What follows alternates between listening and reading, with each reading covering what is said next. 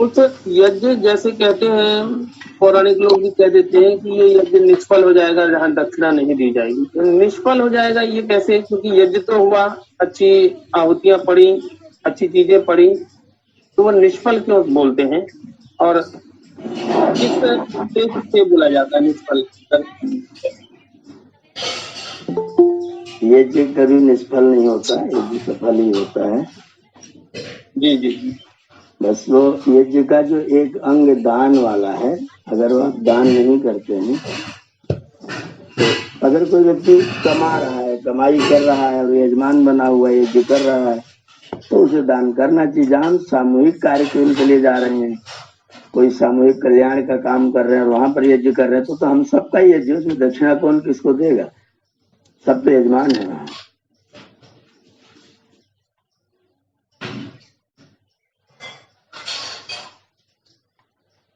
सामाजिक जवाब व्यक्तिगत यज्ञ करेंगे, अपने घर में यज्ञ करेंगे, फिर विद्वान को बुलाएंगे, यज्ञ कराएंगे, तब दक्षिणा नहीं देंगे तो यज्ञ का 1/3 भाग आपका समाप्त हो जाएगा। देव पूजा हो जाएगी, संगतिकरण हो जाएगा, दान नहीं हो पाएगा, यज्ञ 1/3 कट जाएगा। पर समूह में तो हम सब यजमानी होते, इसलिए वहां दक्षिणा की न अपेक्षा होनी चाहिए, न कोई बात होनी चाहिए, और न ऐसा कि यज्ञ निष्फल हो जाएगा। वो सफल ही यज्ञ है, क्योंकि यज्ञ का मुख्य अर्थ तो संगतिकरण है, और आपने संगतिकरण कर लिया तो संगतिकरण तो हो गया, तो यज्ञ तो सफल हो गया। जी, यज्ञ में जो वस्तुएं, सामग्री आदि और संविधा आदि लगा, आखिरकार वो तो यजमान ने ही किया था, तो वो तो फल मिलेगा ही उसको। जिसने जितना जिस स्तर का दान किया वो तो ठीक ही है, और उसमें यजमान कौन होता है जब आप जाते हैं यज्ञ कराने? तो सामाजिक कार्यक्रमों में भी कोई कोई बैठ जाते हैं, तो कोई बैठ जाता है, कोई निर्धारित व्यक्ति अपने घर आपको नहीं बुला रहा है ना। नहीं नहीं नहीं, निर्धारित व्यक्ति। तो वहाँ जो लोग आहुति डाल रहे हैं वो, और जो वैसे ही बैठे हैं वो, जो उसमें सम्मिलित हो रहे हैं वो, सबके सब यजमान है। जी जी जी जी। और सब यजमान है तो कौन किसको? तो दक्षिणा वाला मामला खत्म हो जाता है सामूहिक कार्यों में। इसके विषय में कुछ नहीं सोचना चाहिए। और यदि कोई निष्फल हो जाता है, ये कहना कोई बिना मतलब का काम है। यज्ञ तो सफल है, यज्ञ का सार सुगंधी तो फैल गई, यज्ञ का मुख्य काम संगतिकरण तो हो गया, तो संगतिकरण हो गया, सुगंधी फैल गई, यज्ञ तो हो गया। अब जो दान वाला पार्ट है, वो व्यक्ति अपने घर में अगर बुलाता है, यज्ञ करता है, व्यक्तिगत आपको बुलाता है, तो फिर उसका दान का कर्तव्य बनता है, नहीं तो कोई बात नहीं। और वैसे जब सामूहिक यज्ञ करेंगे, सब लोग कुछ कुछ अपना एक पात्र बना लें, और उस पात्र में सब लोग कुछ कुछ डाल दें, उससे आगे और प्रचार का कार्य बढ़ेगा। तो सब इसको दक्षिणा स्वरूप लेकर के सब लोग कुछ कुछ दक्षिणा दे दें। एक पात्र निश्चित कर दिया जाए सामूहिक कार्यक्रम में, भाई इसमें जो जिसको डालना अपना अपना डाल, सबकी दक्षिणा होगी। उस दक्षिणा से उस कार्य को और आगे बढ़ाया जाए, और जगह हवन किया जाए, और जगह प्रचार किया जाए। जी जी, मेरा प्रश्न दक्षिणा के विषय में नहीं था कि दक्षिणा मिलती नहीं है। मेरा प्रश्न ये था कि पौराणिक लोग ये क्यों कह देते हैं कि ये यज्ञ निष्फल हो जाएगा। तो आपने उस का उत्तर बढ़िया दिया। संगतिकरण और दान के लिए ही मानकर, बाकी यज्ञ करना उनका, वो अपने घर में यज्ञ कभी नहीं करते हैं। हाँ, वो तो मालूम। वो यज्ञ केवल दक्षिणा के लिए, दक्षिणा नहीं मिश्रित यज्ञ निष्फल ही हो गया। जो व्यक्ति अपने घर में यज्ञ नहीं करता, अगर यज्ञ का फल मानता तो अपने घर में यज्ञ करता। वो अगर वो अपने घर में नहीं करता, दूसरों के ही घर में करता है, तो उसके लिए तो दक्षिणा का फल, यज्ञ का फल दक्षिणा है। वो नहीं मिला तो उसका तो निष्फल हो ही रहा है। तो आचार्य अपने लिए ही कह रहे हैं ना, वो तो उनका तो निष्फल हो ही गया, उनको कोई फल नहीं मिला। हाँ, तो अपने लिए कह रहे हैं, अपने लिए कह रहे हैं, आपके लिए नहीं कह रहे। वो कह रहे हैं हमारा ही निष्फल हो गया, तुमने हमें दक्षिणा में मिली नहीं। अपने घर में यज्ञ करते हैं, घर में यज्ञ तो वहां किसको दान दें? वहां कैसे करना चाहिए? जैसे हम अपने परिवार में दैनिक यज्ञ करते हैं बैठ करके, तो वहां पर एक पात्र निर्धारित कर देना चाहिए। उस पात्र में अपनी ओर से रोज की दक्षिणा कुछ डाल देना चाहिए। जब वो दक्षिणा इकट्ठी हो जाए, कुछ ज्यादा मात्रा में हो जाए, तो फिर उसको कहीं अच्छी जगह जा करके दान डाल देना चाहिए। समाज में दे दीजिए, गुरुकुल में दे दीजिए, अच्छे कार्य जहाँ तो वहां दे दीजिए, तो आपकी दक्षिणा वहां पहुंच जाए। यज्ञ के बाद दैनिक अग्निहोत्र के बाद कुछ न कुछ रोज दे, और वो दिया हुआ एकत्र हो जाए तो फिर किसी बड़े काम को उसको दे दे, रोज की दक्षिणा होगी और वो बड़ा काम होगा। आचार्य जी ये तो नहीं पता था, आज से आरंभ कर देंगे। बिल्कुल, हम नित्य यज्ञ करें, नित्य दक्षिणा निकालें, और वो नित्य दक्षिणा कहीं एक स्थान पर दान में जाएगी। नहीं जानकारी नहीं थी, आज से ही आरंभ शुरू। आचार्य जी, तो पंडित जी लोग यज्ञ संपन्न कराते हैं अपने यजमानों के यहाँ, तो अपने घर में भले नहीं करते हैं, लेकिन दूसरी जगह पर जो करते हैं यज्ञ, उसका पुण्य होता है कुछ की नहीं? अगर उनका उद्देश्य यज्ञ है, अगर उनका उद्देश्य यज्ञ है तब तो वो फलभागी हैं ही। जब उनका उद्देश्य दक्षिणा है, पैसा मिलेगा तो करेंगे, नहीं तो अगर पैसा न मिला तो अगली बार आप यहाँ हवन करने नहीं आएंगे, तो उनको यज्ञ का फल तो नहीं चाहिए, दक्षिणा चाहिए था, दक्षिणा मिला नहीं, तो फिर वो यज्ञ बंद कर देंगे, फिर यज्ञ करेंगे नहीं। जो इस भावना वाले लोग हैं उनको यज्ञ का कुछ फल नहीं मिलेगा, क्योंकि उनका फल केवल दक्षिणा है। अगर वो यज्ञ का फल मानेंगे तो अपने घर में क्यों नहीं करेंगे? अगर यज्ञ फल देता है, यज्ञ स्वर्ग देता है, यज्ञ सुख देता है, तो हमारे घर में क्यों नहीं होना चाहिए? दूसरों के यहाँ यज्ञ करते उनको यज्ञ का लाभ बताते हैं, तो दूसरों के यहाँ हवन करेंगे यज्ञ का लाभ होगा, आपके यहाँ करें तो नुकसान होगा क्या? आप अपने घर में दैनिक अग्निहोत्र क्यों नहीं करते? ब्राह्मण का कर्म तो यजनम था, बाद में याजनम था ना। आपने यजनम छोड़ दिया, खाली याजनम, रोटी पर घूम रहे हैं, तो क्या यज्ञ का फल मिलेगा? रोटी मिलेगी, खा लीजिए, दक्षिणा मिलेगी, ले लीजिए। यजनम के बाद याजनम। आप अगर अग्निहोत्री नहीं है तो फिर आपको मना कर देना चाहिए, भैया मैं करता नहीं इसलिए कराऊंगा नहीं, कराऊंगा तो पहले करूंगा तब कराऊंगा। अगर यज्ञ का लाभ होता है तो वो लाभ मुझे भी चाहिए।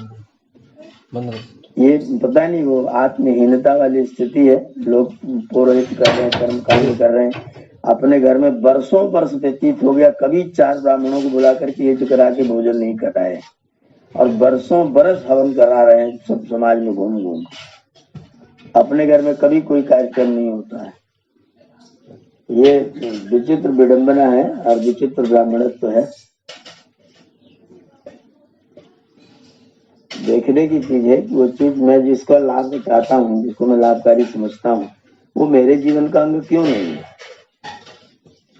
मेरे पास वो चीज क्यों नहीं आ रही? जी सर जी,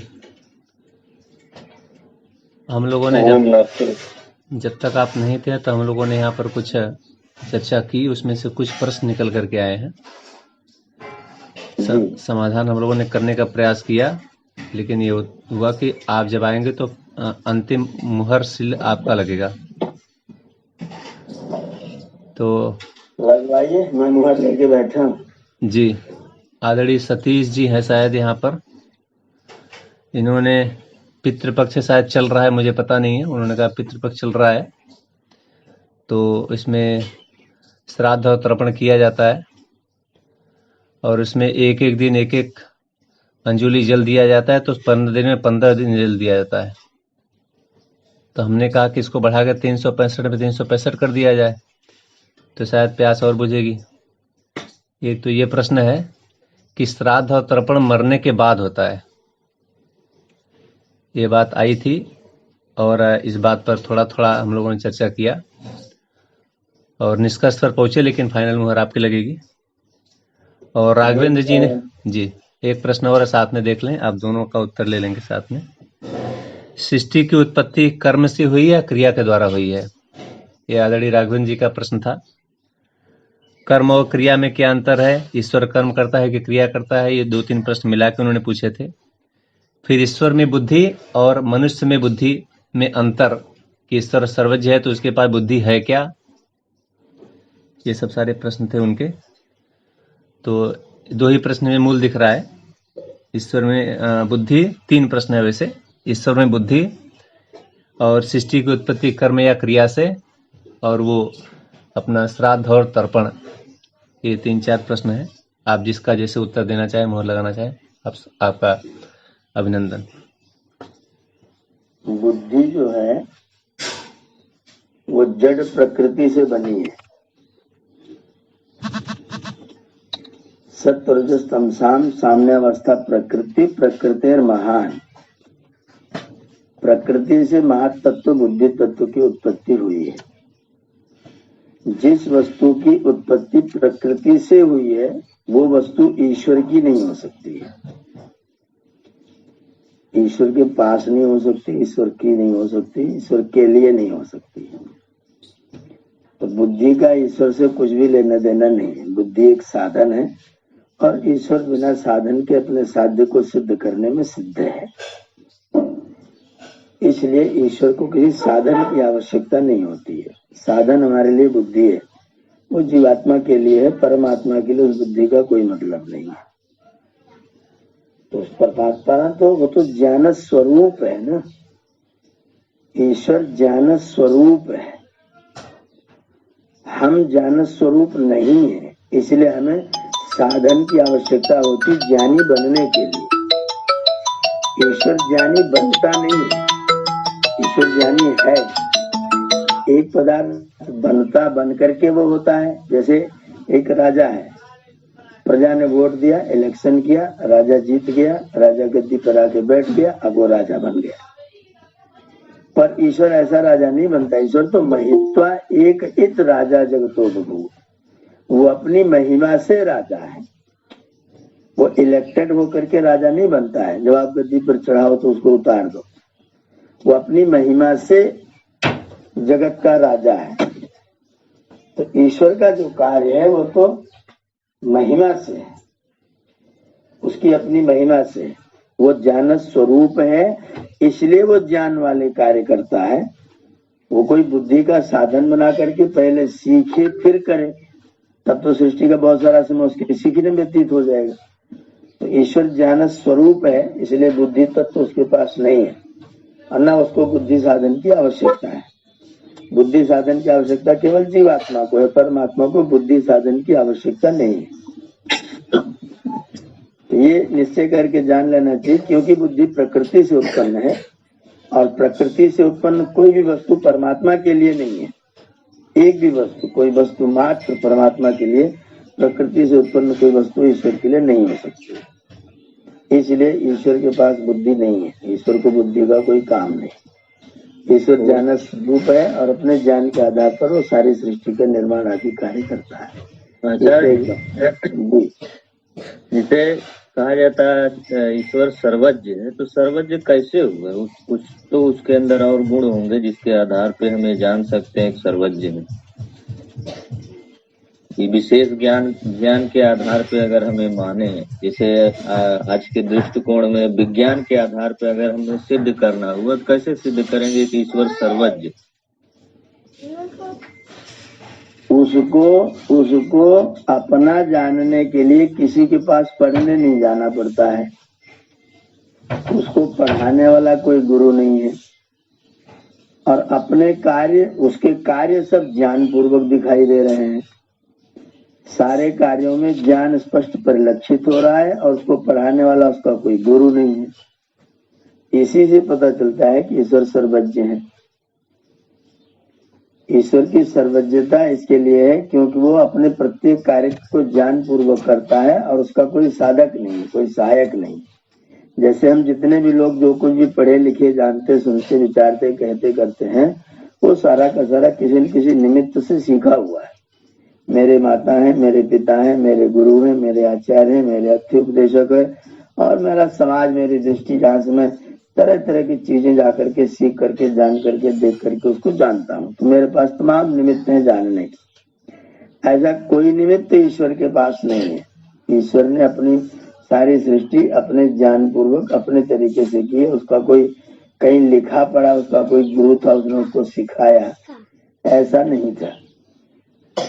तो इसलिए हम ईश्वर को सर्वज्ञ कहते हैं क्योंकि वो अपने कार्य में किसी से सीखता नहीं और किसी से जान करके कोई कार्य करता नहीं और उसके किसी कार्य में कोई फेर बदल होता नहीं। ऐसा नहीं कि पहले मिट्टी से घड़ा बनता था, फिर बाद में किसी और चीज से बनने लग गया, फिर बाद में मिट्टी से घड़ा बनना ही बंद हो जाए। जिसके अंदर जो गुण हैं, जो कर्म हैं, जो स्वभाव हैं, जो चीजें हैं और जो प्रक्रियाएं हैं, वो सारी की सारी गुण, कर्म, स्वभाव, प्रक्रिया सब पूर्व से निर्धारित है और सदा सदा एक समान चलती रहती है और एक समान सर्वदा रहती है। इसीलिए हम ईश्वर को सर्वज्ञ कहते हैं।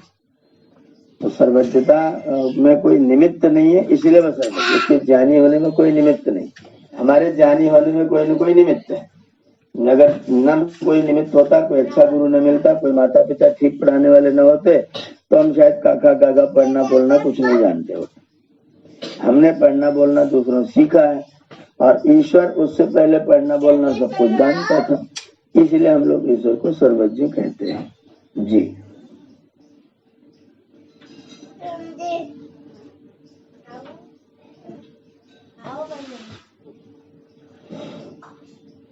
दूसरी जो बात थी आपकी ईश्वर की ईश्वर जो जिसमें ध्यान दीजिएगा शब्द को, जिसमें मन को जोड़ करके किया जाता है, जिसमें मन और बुद्धि को जोड़ करके किया जाता है उसे कहते हैं कर्म।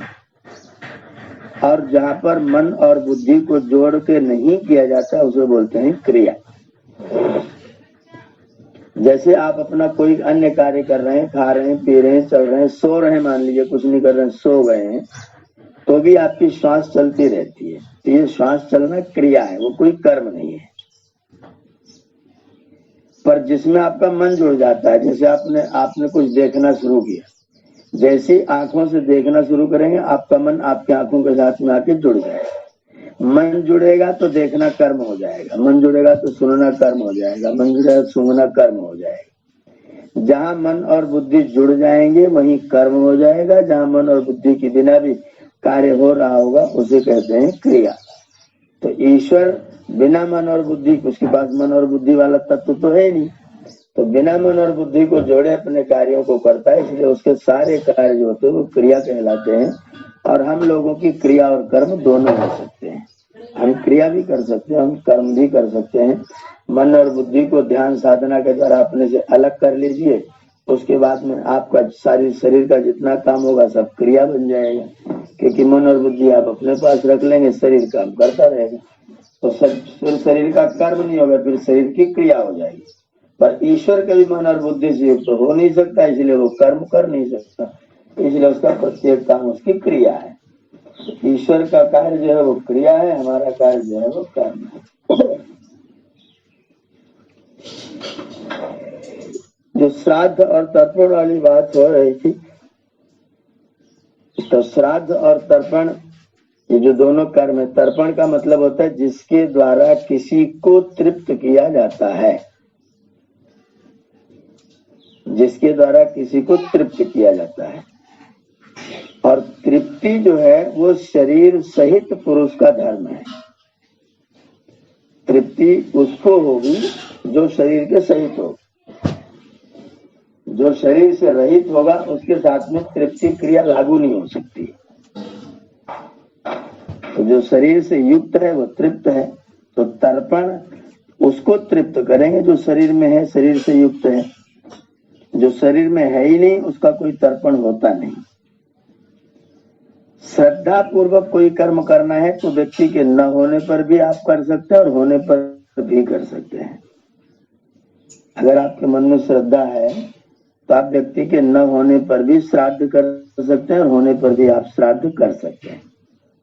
पर होने पर श्राद्ध का स्तर दूसरा होगा, न होने पर श्राद्ध का स्तर दूसरा होगा।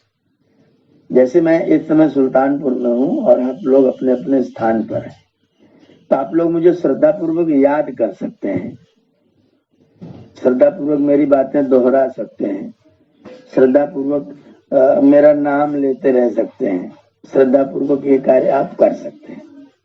लेकिन यदि आपको मुझे खिलाना होगा, पिलाना होगा, भोजन कराना होगा, पानी पिलाना होगा, वस्त्र पहनाना होगा, कोई क्रिया करनी होगी, तो फिर आपको शरीर की आवश्यकता पड़ेगी, फिर आपको शरीर चाहिए। तो शारीरिक क्रिया करने के लिए तो आपको श्राद्ध दोनों प्रकार का है, अशारीरी भी है और शरीरी भी है। लेकिन शरीरी होने पर तो आपका शरीर होना चाहिए, अशरीरी होने पर शरीर नहीं रहेगा। लेकिन जब शरीर नहीं रहेगा तो फिर आपकी क्रियाओं में परिवर्तन आएगा। जो श्राद्ध की क्रियाएं होंगी वो भिन्न भिन्न होंगी। जैसे यही जीते जी मेरा शरीर इस समय मेरे पास है और मैं आपसे इस समय स्थान के दृष्टिकोण से दूर हूँ, ज्ञान के दृष्टिकोण से बिल्कुल पास में हम लोग एक दूसरे को सुन रहे हैं, बातचीत कर रहे हैं, पर स्थान के दृष्टिकोण से हम दोनों एक दूसरे से दूर हैं। अब आप मेरे साथ में कोई शारीरिक क्रिया नहीं कर सकते हैं, कोई मुझे छू नहीं सकता, कोई मुझे देख नहीं सकता, कोई मेरा वो देखेगा तो फोटो चित्र लेकर के देखेगा, और कोई मुझे इस तरह से शारीरिक की कोई क्रिया, खिलाना पिलाना, साथ रहना, हाथ मिलाना, गले लगना, वो एक भी क्रिया आप नहीं कर सकते मेरे दूर रहने पर भी। तो जिन पितरों ने अपना शरीर छोड़ दिया, जिनका अब शरीर नहीं है, जो आत्म तत्व के रूप में, अथवा उन्होंने अगला कोई शरीर धारण कर लिया है, तो अगला शरीर धारण कर लिया है तो उनके वहां प्रत्यक्ष होने पर वहां जो लोग करेंगे वो उनको मिलेगा, और शरीर धारण नहीं किया है तो उनको वैसे कुछ नहीं मिलेगा। तो दोनों ही स्थितियों में मृत हो जाने के बाद आपका जो श्राद्ध का जो भौतिक रूप है, सामान वाला रूप है, वो सिद्ध नहीं हो सकता है। वहां आप श्राद्ध कर सकते हैं, उनको याद करिए, उनके कार्यों को याद करिए, उनके कार्यों को स्मरण करते हुए कोई संगोष्ठी रखिए, उस संगोष्ठी उनके गुणों पर विचार करिए और उन गुणों को अपने जीवन में और वर्तमान समाज में कैसे लागू किया जाए इस पर चिंतन करिए, और यथासंभव जितनी मेरी शक्ति हो उन क्रियाओं को, उनकी जो विरासत थी जिन्होंने किया था, उन क्रियाओं को समाज में आप प्रतिष्ठित करिए। उनका श्राद्ध है, आप उनका श्राद्ध कर सकते हैं, श्राद्ध करिए। आप मृतक श्राद्ध करिए, मृत का श्राद्ध करिए, आप उनके नाम से उनके प्रति श्रद्धा रखते हुए जो कार्य करेंगे सबका नाम श्राद्ध है। आप श्राद्ध करिए, पर प्रक्रिया को बदल दीजिए। शरीर के सहित श्राद्ध करना है तो पैर दबाइए, सिर दबाइए, तेल मालिश करिए, पानी पिलाइए, औषध की आवश्यकता औषध कीजिए, उनकी बात सुनिए, उनके पास बैठिए, उनकी बात मानिए, वो जो कहें उनके सजेशन को स्वीकार करिए। न सजेशन स्वीकार करने के लायक हो तो उनको समझाइए कि नहीं पिताजी ऐसे नहीं, ऐसी स्थिति हम ऐसा करना चाह रहे हैं, आप इस पर अपना विचार दीजिए, ऐसा करेंगे नुकसान होगा कि लाभ होगा, तो विचार विनिमय कीजिए। ये सब आपका श्राद्ध करना है। शरीर के जीते जी ये सब आपके श्राद्ध करना है। अब शरीर नहीं रहा, आपने किसी विद्वान व्यक्ति को अपने घर में बुलाया, उनसे अपने पिताजी के बारे में जानकारी हासिल की, क्योंकि उनके पहले से परिचित थे, तो पिताजी के बारे में आपको बताए, आपके उनके प्रति रुचि बढ़े, आपके प्रेम बढ़े, और उन्होंने जो कार्य समाज में प्रतिष्ठित किए हैं, जो विरासत की है, वो विरासत आपके जीवन का अंग बने, आप उसको पालन करें। ये आपका श्राद्ध है। हम लोगों ने क्या किया है, श्राद्ध तो करेंगे लेकिन क्रिया नहीं बदलेंगे। और एक दोष कर दिया कि जीवितों के साथ में श्रद्धा पूर्वक कोई काम नहीं करेंगे, जीवितों में झगड़ा करेंगे, द्वंद्व करेंगे, और जब वो मृतक हो जाएंगे तो फिर तथाकथित श्राद्ध की परिपाटी का पालन करेंगे। ये हमारी जो क्रिया है वो दोषयुक्त क्रिया हो गई। पिताजी के रहने पर हम पिताजी का पूर्ण आदर करते, उनका सम्मान करते, उनकी स्थितियों को बनाए रखते और उनकी बात को हम लोग स्वीकार करते रहते, उनके प्रति श्राद्ध होता वो हमको करना चाहिए। पिताजी नहीं रहे तो उनके गुणों का श्राद्ध करिए, उनके गुणों के प्रति अपनी भावना करिए, उनके गुणों को याद करके उनके गुणों पर आप चलना प्रारंभ करते, तो भी आपका श्राद्ध हो जाएगा। आप श्राद्ध करिए, श्राद्ध का कोई मना नहीं है। पर आपने क्या किया, श्राद्ध में पानी में नहाए, पानी में खड़ा होकर एक अंजलि पानी का पानी में डाल दीजिए। एक अंजलि पानी का पानी में डाल दिया तो आपने किसको पिलाया? आप कहते हैं मैं अपने पितरों को पिला रहा हूँ। ये फिर आपका फरेब हो गया, क्योंकि वहां न कोई पितर है, न कोई जीगरा, न कोई पीने वाला। आपने पानी गंगा में से उठाया और पानी फिर से वहीं पलट दिया। आपने क्या किया? मान लीजिए नल से पानी निकाल के जमीन पर डाल दिया, सूर्य के द्वारा अवशोषित हो जाएगा, बाप बन के उड़ जाए, फिर थोड़ा बहुत पानी जमीन सोख लेगी, तो आपके पितरों के पास कहाँ गया? तो प्रत्यक्ष दिखाई दे रहा, जड़ वस्तु है और स्थूल वस्तु है, पानी दिखाई दे रहा, कहाँ गया, क्या हो गया? तो आपके द्वारा दिया गया पानी पितर, अगर आप अपने माता पिता को ही पितर समझते हैं तो वास्तव में पितर केवल माता पिता नहीं है। पितर का मतलब है जो भी आपके जीवन में किसी कोने से एक मात्र भी मार्गदर्शन करते हैं, वो सब पितर है। अगर आपको कोई व्यक्ति कुछ सिखाता है बड़ा बन करके, बड़ा समझ करके, और वो आपको कोई बात सिखा रहा है, तो निश्चित तौर पर वो आपका पितर है। अज्ञो बहुत वही बाला, पिता बहुत मंत्रदा, ये मनुज ने लिख रखा है। पिता पिता भवति मंत्रदा या मंत्रम ददाति असो पिता। जो मुझे विचार देता है, श्रेष्ठ उत्तम ज्ञान देता है, कोई बात सिखाता है, वो मेरा पितर है। उस पितर का आप सम्मान करिए, उसका आदर करिए, उसकी बात को स्वीकार करिए, उसके साथ कुतर्क मत करिए, सतर्क रहिए और उसकी भावनाओं का निरादर न होने पाए, उसका तिरस्कार जैसा प्रतीत न होने पाए, उसका सम्मान निरंतर बना रहे। ये आपके पितरों का सत्कार है। और वो पितर केवल माता पिता न होकर के पूरे समाज के जितने वृद्ध वयोवृद्ध लोग हैं, जो ज्ञान वृद्ध लोग हैं, जो हमको कुछ सिखा सकते हैं, जो कुछ बता सकते हैं, अगर वो बताने वाले लोग हैं तो सबके सब लोग पितर हैं। और उन सबका हमें सबका श्राद्ध करना चाहिए। सबके प्रति अपने कार्यों को श्रद्धा पूर्वक, निष्ठा पूर्वक, प्रेम पूर्वक करना चाहिए। तो श्राद्ध का बड़ा व्यापक अर्थ, ये बड़ा व्यापक अर्थ है और हम सबको श्राद्ध करना ही चाहिए। जीवितों के श्राद्ध में, मृतकों के श्राद्ध में अंतर रहेगा, भेद रहेगा। क्योंकि मैं जब आप मेरे गुरुकुल में आएंगे, मुझे खिलाना चाहेंगे, दूसरी बात रहेगी।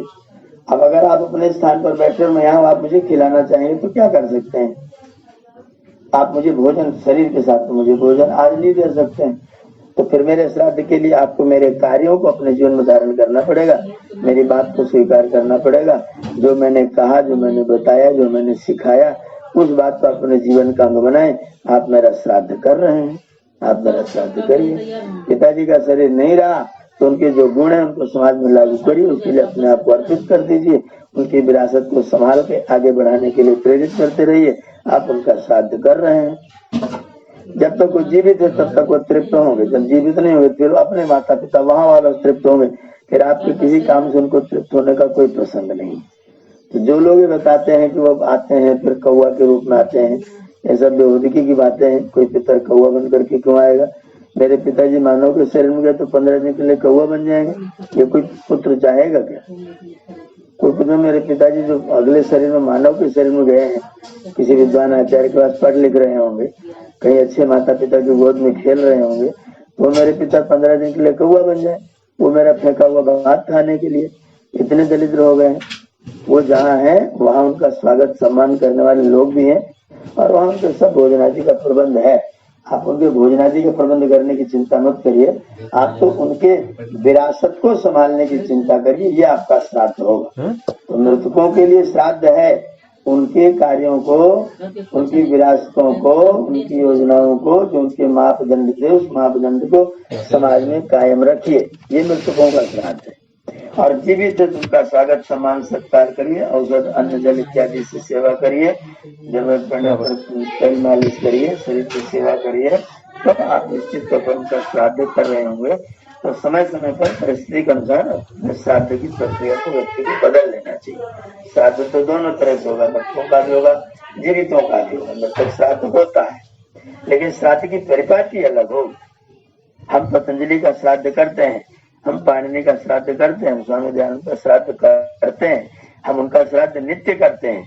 उनके द्वारा बनाए गए ग्रंथों का अध्ययन करते हैं और उनके ग्रंथों का अध्ययन को दूसरों को बताते हैं और उस अध्ययन को अपने जीवन पर लागू करते हैं। इसलिए हम उनका श्राद्ध नित्य कर रहे हैं। फिर 15 दिन क्यों करना, फिर 365 दिन श्राद्ध किया जाए।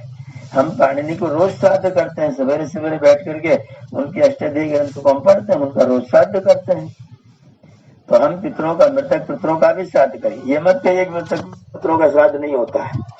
मृतक पितरों का भी श्राद्ध होता है, लेकिन परिपाटी बदले, प्रक्रिया बदले, व्यवस्था बदले। अलग तरीके से मृतकों का श्राद्ध होगा, अलग तरीके से जीवितों का श्राद्ध होगा। जीवित शरीर सहित है और मृतक हो गए तो किसी अन्य शरीर में होंगे तो अन्य शरीर को आप यहाँ से कुछ पहुंचा नहीं सकते। ये बिना मतलब की बात है कि पंडित जी खिलाओगे, पंडित जी को सब पहुंचा देंगे। पंडित जी को खिला के उनको दान करने का जो फल है वो आपको प्राप्त होगा, इसमें कोई दो राय नहीं। आप किसी ब्राह्मण को बुला के उनको भोजन कराएंगे, दक्षिणा देंगे, उनसे उपदेश ग्रहण करेंगे, आपको लाभ होगा। आपको दान का पुण्य मिलेगा, आपको सत्संग का पुण्य मिलेगा, आपको विद्वान की सेवा सत्कार करने का पुण्य मिलेगा। आप संस्कृति और संस्कृति संरक्षक को संरक्षण प्रदान कर रहे हैं। संस्कृति और संस्कृति संरक्षक को आप संरक्षण प्रदान कर रहे हैं। तो आप कितने बड़े संरक्षक बन रहे हैं। निश्चित तौर पर पुण्य का काम है, बिल्कुल होना चाहिए, करना चाहिए। लेकिन ये सोच के करोगे कि उनको खिलाऊंगा तो सीधा खीर पंडित जी वहां सप्लाई करेंगे, ये फिर मूर्खता वाली बात है, ये मोह वाली बात है। ये भी ज्ञान सम्मत बात नहीं है, ज्ञान सम्मत बात नहीं है। तो आप इनको खिलाइए तो इन्हीं को खिलाइए, इनका आदर करिए, इनके आदर करने का पुण्य और इनसे सत्संग करिए, इनके ज्ञान का पुण्य आपके पास में रहेगा। तो श्राद्ध करें, तर्पण करें, दोनों चीज करिए, कभी उसका कोई खंडन नहीं है। जब तक श्राद्ध नहीं होता है। प्रक्रिया थोड़ी सी बदल करके बुद्धिमत्ता पूर्वक मृतकों का श्राद्ध करिए और बुद्धिमत्ता पूर्वक ही अपने जीवितों का भी श्राद्ध करिए। उनको तृप्त करिए, उनके अपने कर्मों से, अपनी व्यवस्थाओं से, अपनी बोली से, अपने आचरण से, अपने कार्य से आप उनको तृप्त कर सकते हैं। जब तक शरीर में है तब तक वो तृप्त होंगे, जब शरीर नहीं होगा परमात्मा के पास में तो परमात्मा के आनंद से तृप्त होंगे। फिर आपके करने के किसी कर्म से फिर वो तृप्त होने वाले नहीं होते हैं, क्योंकि आपके साथ उनका संबंध आत्मिक नहीं था, केवल शारीरिक था। तो शरीर के साथ संबंध था, शरीर खत्म हो गया, जुड़ गया, काम खत्म। तो इसलिए मृतकों का श्राद्ध करेंगे तो उनकी विरासत को कायम रखने के लिए करें, इसका ध्यान रखा जाए। जी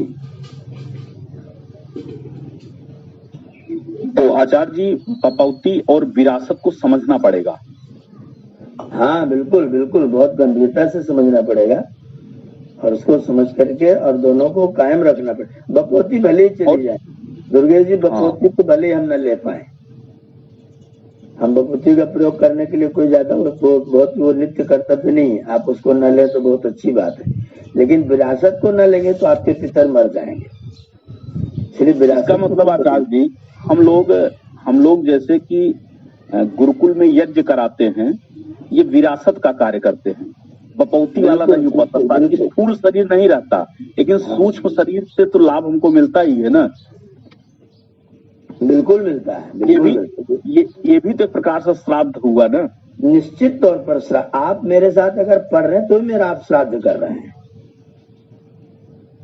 अगर आप मेरे साथ रोज जुड़ करके 1 घंटा अध्ययन कर रहे हैं तो निश्चित तौर पर आप मेरा श्राद्ध कर रहे हैं। जो आपने बताया कि संस्कृत और अमर किया जाता है। जी, जो आपने बताया संस्कृत और संस्कृति के संरक्षक को संरक्षण प्रदान कर रहे हैं। हाँ, इतना बड़ा कार्य कर रहे हैं, इतना बड़ा कार्य हो रहा है। इसका मतलब स्थूल शरीर, सूक्ष्म शरीर, कारण शरीर को यदि हम समझते हैं, इसको आराम से समझ जाएंगे। हाँ, अगर तीनों शरीरों को अलग कर लेंगे तो निश्चित तौर पर समझ जल्दी आएगी।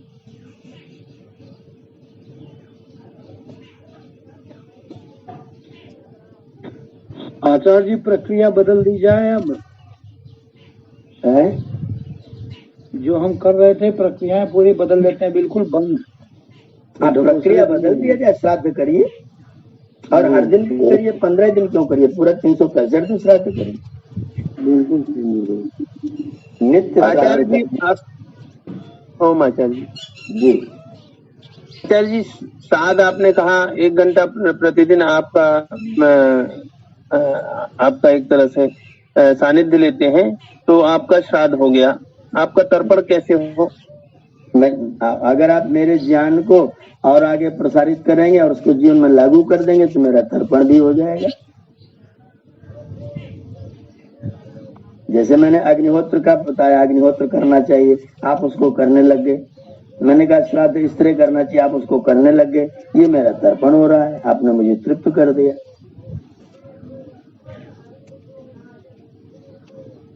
जी आचार्य जी। और अभी शरीर के साथ हैं तो कभी आपके घर आएंगे तो खिला के तृप्त कर दीजिएगा। जी, वो तो ऐसे भी हो सकता है, बस हाथ न रहे, धन तो रह सकता है।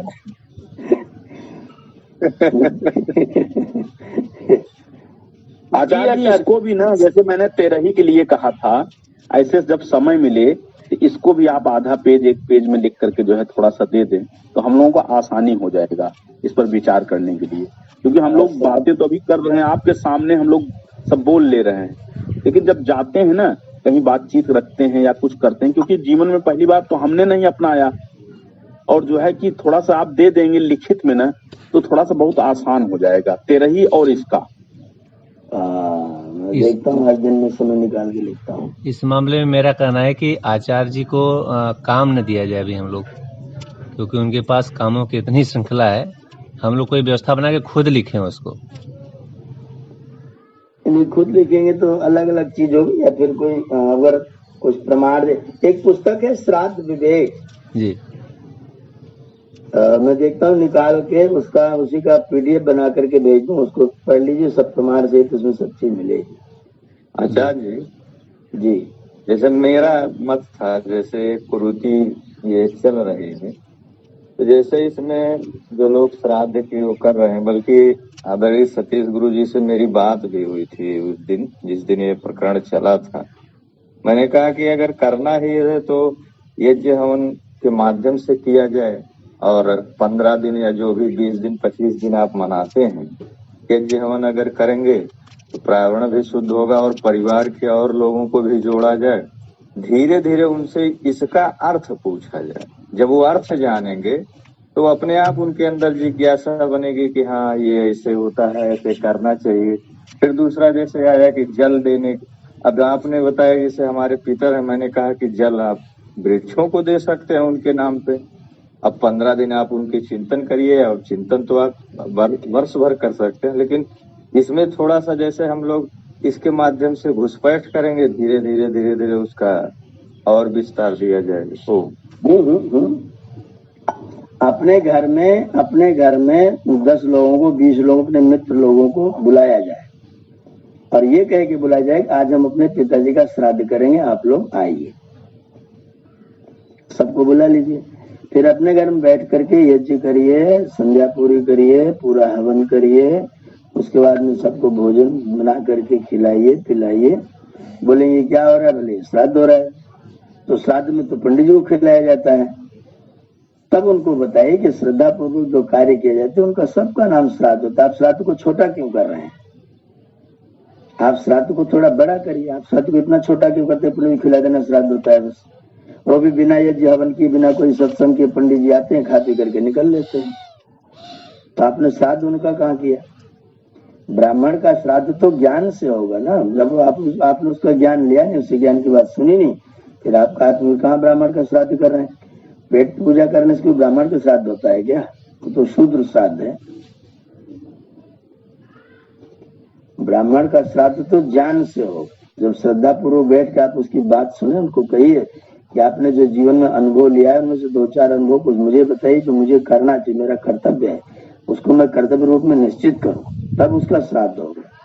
ब्राह्मण का श्राद्ध तो ब्राह्मण ज्ञान से ही होगा, ब्रह्म से ही होगा।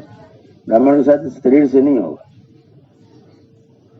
तो अगर उसको केवल खिला के भेज देते फिर तो शूद्र श्राद्ध कर दिया, तो ब्राह्मण श्राद्ध कहाँ किया? नहीं तो लाला जी को जिमा दिया, ब्राह्मण को तो नहीं कराया।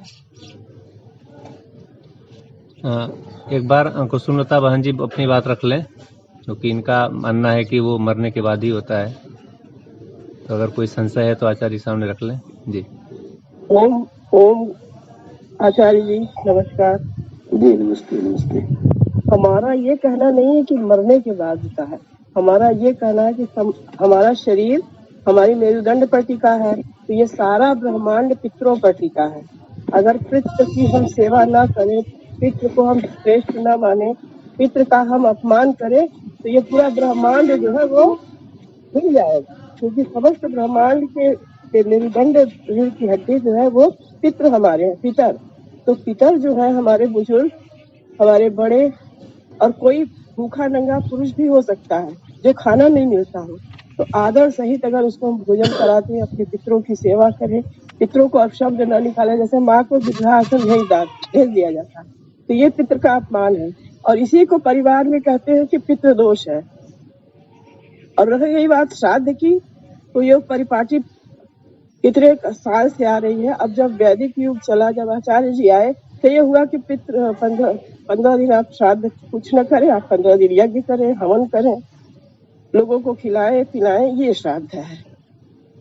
तो आचार्य जी हम ये पूछना चाहते हैं कि संपूर्ण ब्रह्मांड का मेरुदंड पितर है, उन्हीं से इस ब्रह्मांड में एक प्रकाश, एक ओज, एक पवित्रता, एक प्रकृति का नियमन होता है। अगर आप पितर का व्यापक अर्थ लेंगे तो होगा। अगर केवल माता पिता अर्थ लेंगे तो संसार का मेरुदंड माता पिता नहीं है। माता पिता नहीं, पितृ है। पितर का व्यापक अर्थ लीजिए तो सबसे बड़े पितर हमारे परमात्मा है, ईश्वर परमात्मा। जी, तो वही तो हम बोल रहे हैं ये हाँ, ब्रह्मांड उसी पर रुका हुआ है कि बुजुर्गों की सेवा, बड़ों की सेवा, वही हमारे पितृ हैं। ये फिर संकुचित हो गई बात ना।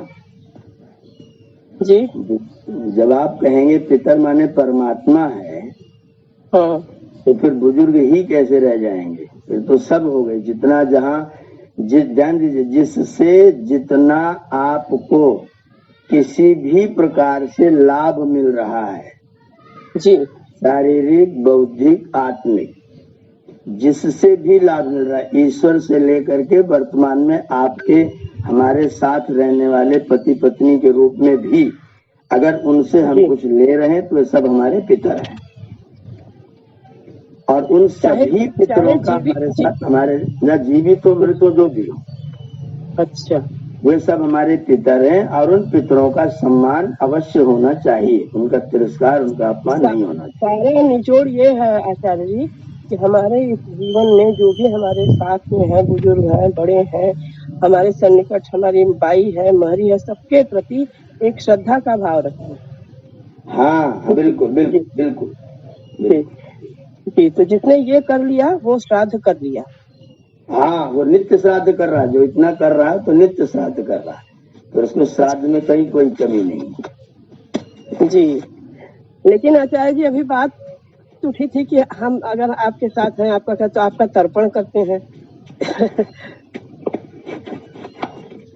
हाँ बिल्कुल बिल्कुल, श्राद्ध और तर्पण मेरा तो आप लोग कर ही रहे हैं। श्राद्ध और तर्पण मैं तो इस श्राद्ध से आचार्य जी हृदय से, अंतःकरण से, जिसको कहते हैं अंतःकरण चतुष्टय से कर रहे हैं, तो ये भी तो श्राद्ध ही हुआ। बिल्कुल बिल्कुल श्राद्ध है ये तो। अगर मेरे साथ जुड़ करके कोई व्यक्ति मेरे कार्य में सहयोगी बन रहा है, अध्ययन कर रहा है, तो निश्चित तौर पर मेरा तो श्राद्ध हो रहा है। आचार्य जी मैं यहाँ नोएडा आई हूँ।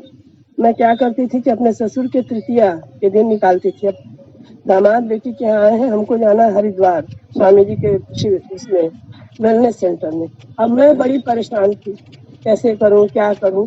आपने समाधान दे दिया तो ये बड़ा उच्चतम हमारे लिए रहा। बहुत ही आत्मा को बहुत शांति मिल गई। आज तक तो करती आई थी आचार्य जी। एक बार मुंबई में किया था, वहाँ नीचे सारे सभी सब क्या हो रहा है, सब क्या हो रहा है।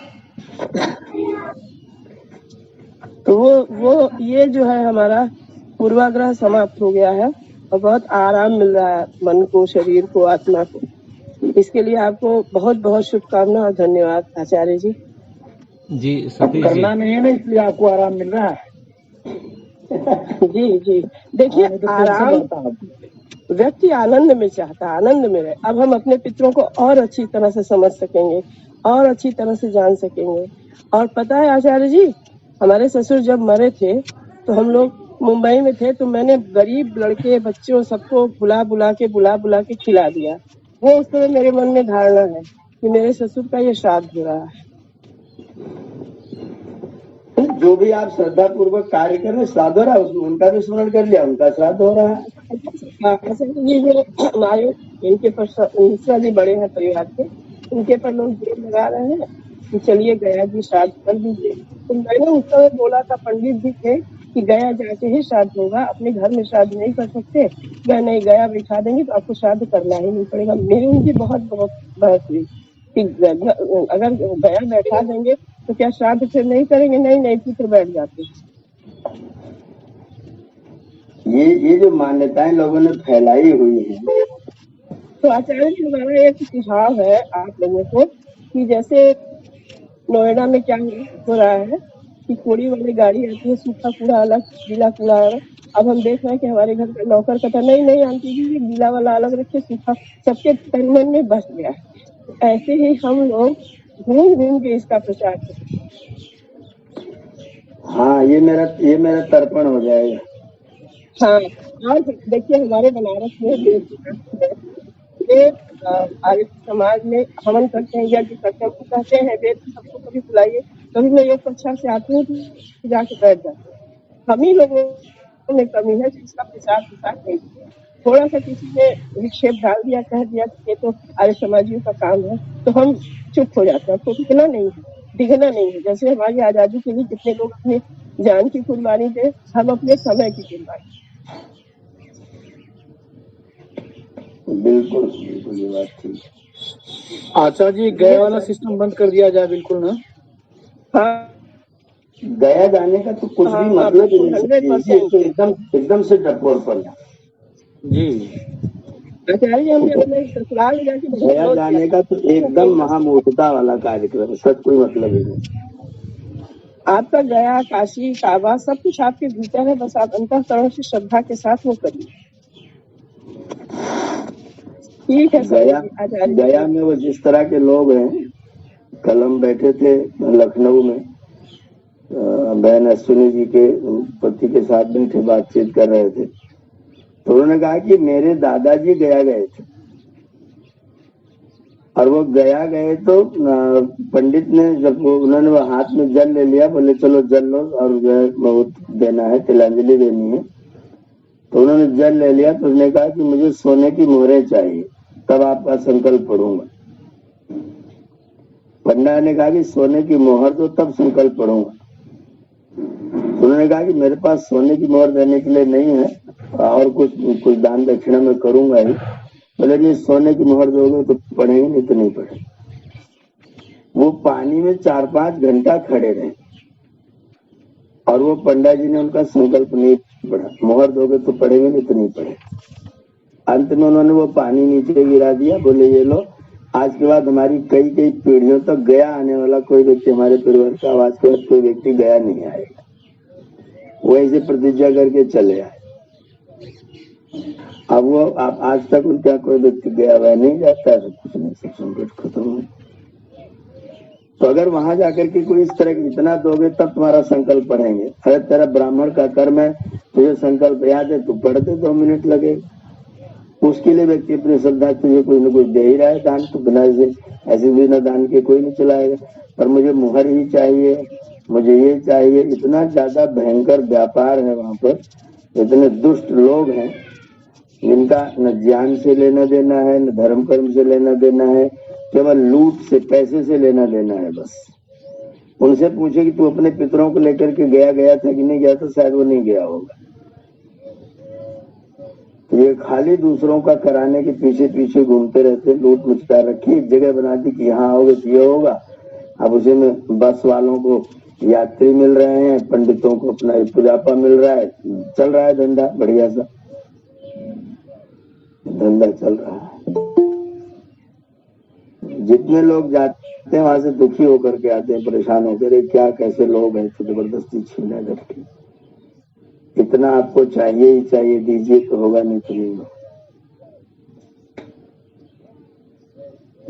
आचार्य जी इसमें बाल छिलाने का, दाढ़ी न बनाने का क्या? कुछ भी नहीं, कुछ भी नहीं, बिल्कुल 000, कोई लेना देना नहीं, कोई मतलब नहीं, एकदम बिना मतलब की बात। कोई मतलब किसी तरीके से कोई संबंध ही नहीं है, एकदम बिना मतलब की कवायद है।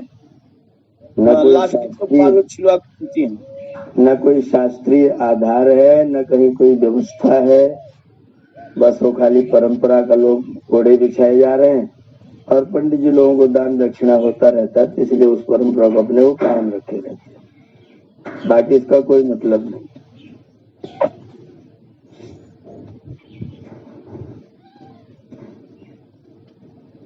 बाल दाढ़ी सुविधा अनुसार जब बनाना हो आराम से बनाइए, बिना ये दिन तिथि नक्षत्र ये सब बिना मतलब का ढोंग पाखंड देखे। जब आपको बाल बनवाने की इच्छा, आराम से बाल बनाइए, आराम से दाढ़ी बनाइए। पितरों का सत्कार, अगर हम दाढ़ी लगा रहे पितर लोग खुश हो जाएंगे, ऐसा कोई नियम है क्या?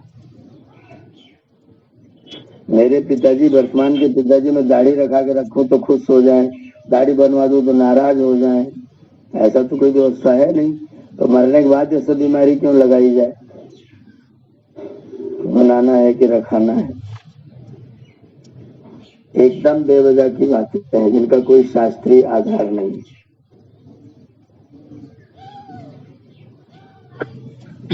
आचार्य जी, आचार्य जी, ओम जी, ये कह रहे थे कि आचार्य जी ये सब तो बहुत विडम्बना है, बहुत कैसे होगा? कोई तो बढ़ ही रहा है, कम नहीं हो रहा है, जो लोग कैसे इसे बचेंगे? और दूसरी चीज की जिसके पास हाँ, जिसकी समझ में आ जाए वो करना शुरू कर दे। किसी को समझ में आपको देख करके आएगा तो वो भी शुरू कर देगा, धीरे धीरे बढ़ जाएगा। नहीं शुरू करेंगे तो सब वही आजाद जी करेंगे। घर में ही विरोध होना शुरू हो जाए। हाँ, घर में ही आप अकेले हम लोग अकेले कोई करें तो फिर घर में ही विरोध शुरू हो जा रहा है। क्या कैसे किया जाए? नहीं 4 लोग 10 लोग हैं तो फिर तो वे लोग करें न जा करके, उनको कोई रोक रहा है? आप करिए करिए, मैं नहीं कर रहा हूँ। मेरे साथ आपको जो व्यवहार करना मुझे छोड़ना छोड़ दो। आप चले जाइए, श्राद्ध करके आइए, आप करते रहिए अपने तरीके से, मैं अपने तरीके से कर रहा हूँ। पूरे 15 दिन में तो यज्ञ करूंगा, 15 दिन व्यक्ति को बुला करके अतिथि यज्ञ करूंगा, भोजन कराऊंगा। मेरा 15 दिन चलेगा, आप अपना जब चाहिए तब कर लीजिए। वही सब दुश्मन बन जाएंगे परिवार के लोग ही। नहीं, कोई भैया कोई दुश्मन नहीं बनता है। वो जब उनकी समझ में बात आएगी, जब वो कहीं जाकर के मुड़े जाएंगे तब उनकी जब धक्का खा के आदमी सीखता है। और आप जब उनको करके दिखाएं, देखो मैं ये कर रहा हूँ और मैं तो ऐसे मानता हूँ, आप लोगों को समझ में आए तो आप लोग भी करिए, आइए बैठिए, और नहीं तो आपको जैसे लगे आप वैसे करिए। रास्ता जी हटवादिता मत करिए, हटवादिता मत करिए, उनको धीरे धीरे नहीं, उनको कुछ कहना ही नहीं है, आप तो उनको करके दिखाइए। और मैं ये काम इसलिए कर रहा हूँ ये उनको बता दीजिए कि मैं ये श्राद्ध कर रहा हूँ। अब आपको जैसे श्राद्ध समझ में आए अपना श्राद्ध कर लीजिए। हमें तो ऐसा समझ में आ रहा है, हम ऐसा कर रहे हैं। बुलाएंगे भी और लेन देन में खटपट होगी, यहाँ तक कि मारपीट की नौबत आ जाती है। होती है। टेंशन करते हैं, झगड़ा करते हैं, छीना झपटी होती है, सब होता है, डांट डपट होती है। ब्राह्मण को बुलाकर फिर तिरस्कार होता है, तुम इतना नहीं, इतना लो, इतना इतना लो, ये बनियागिरी होती है, उसको श्राद्ध मानते हैं। इतनी जड़ता है बुद्धि।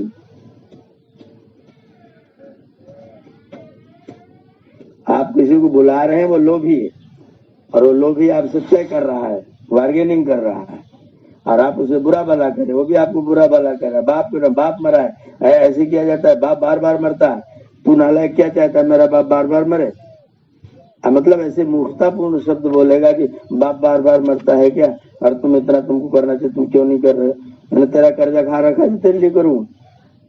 ऐसे लोग लिखा है पुरोहित की परिभाषा में, पहले शर्त रखी निर्लोभ होना चाहिए, इसके अंदर लोभ नहीं होना चाहिए। और जो तय कर रहा है, झगड़ा कर रहा है, ये कौन है? काय का पुरोहित है, काय का ब्राह्मण है? और आप उसको श्राद्ध करके तृप्त कर रहे हैं। वो तृप्त होगा ही नहीं, उसकी हाड़ी इतनी बड़ी है, उसकी हाड़ी इतनी बड़ी, वो तृप्त होता नहीं। आप उसे तृप्त करने जुगाड़ कर रहे हैं। उसकी इच्छा अनुसार दक्षिणा यदि नहीं मिल रही है, उसने सोच रखा है कि फलाने के यहाँ जाऊंगा तो हमको 5,000 रुपया मिलेगा और हमारा ये कार्य संपन्न होगा, और उतना नहीं मिल रहा है तो उसको तो कष्ट होगा और झगड़ा करने पर हमारा हो सकता है। तो वो करते हैं। अरे बड़ा बड़ा विवाद होता है, बहुत विवाद। अरे पंडित तुम बिना मतलब की बात करते, यजमान कह रहे पंडित जी तुम बिना मतलब की बात करते। जब ये भाषा आ गई तो फिर क्या दक्षिणा है? ये दान दक्षिणा श्रद्धा श्राद्ध रहे कहाँ गया? श्रद्धा कहाँ है वहाँ? तो कैसे जीविकोपार्जन होगा उस पुरोहित का? पुरोहित का एक ही घर थोड़ी, पुरोहित का तो पूरा गांव है। और जीविकोपार्जन करना तो आजीविका का और कोई साधन कर लो, तृप्ति नहीं हो पा रही है तो शताब्दियों से चला आ रहा है जो रीति रिवाज चली आ रही है।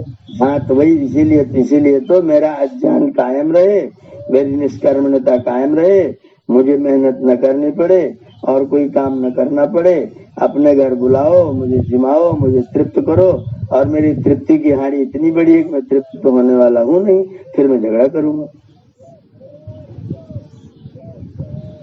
ये थोड़ी नीति व्यवहार है। हमारे यहाँ कुछ क्षेत्र में ऐसा रिवाज है कि जिनके परिवार के लोग गया जगन्नाथ जी वगैरह नहीं गए हैं, उनके घर के लोग पितृपक्ष में ब्राह्मणों को बुला करके सामर्थ्य अनुसार 13 ब्राह्मण, कम से कम 13 ब्राह्मण या ज्यादा से ज्यादा बुला सकते हैं, उनको बुला करके विधिवत भोजन कराएंगे और दक्षिणा देंगे। जब तक वो गया जगन्नाथ जी नहीं कराएंगे तब तक, जब वहां से निवृत्त हो जाएंगे तब ये कर्म छूटेगा।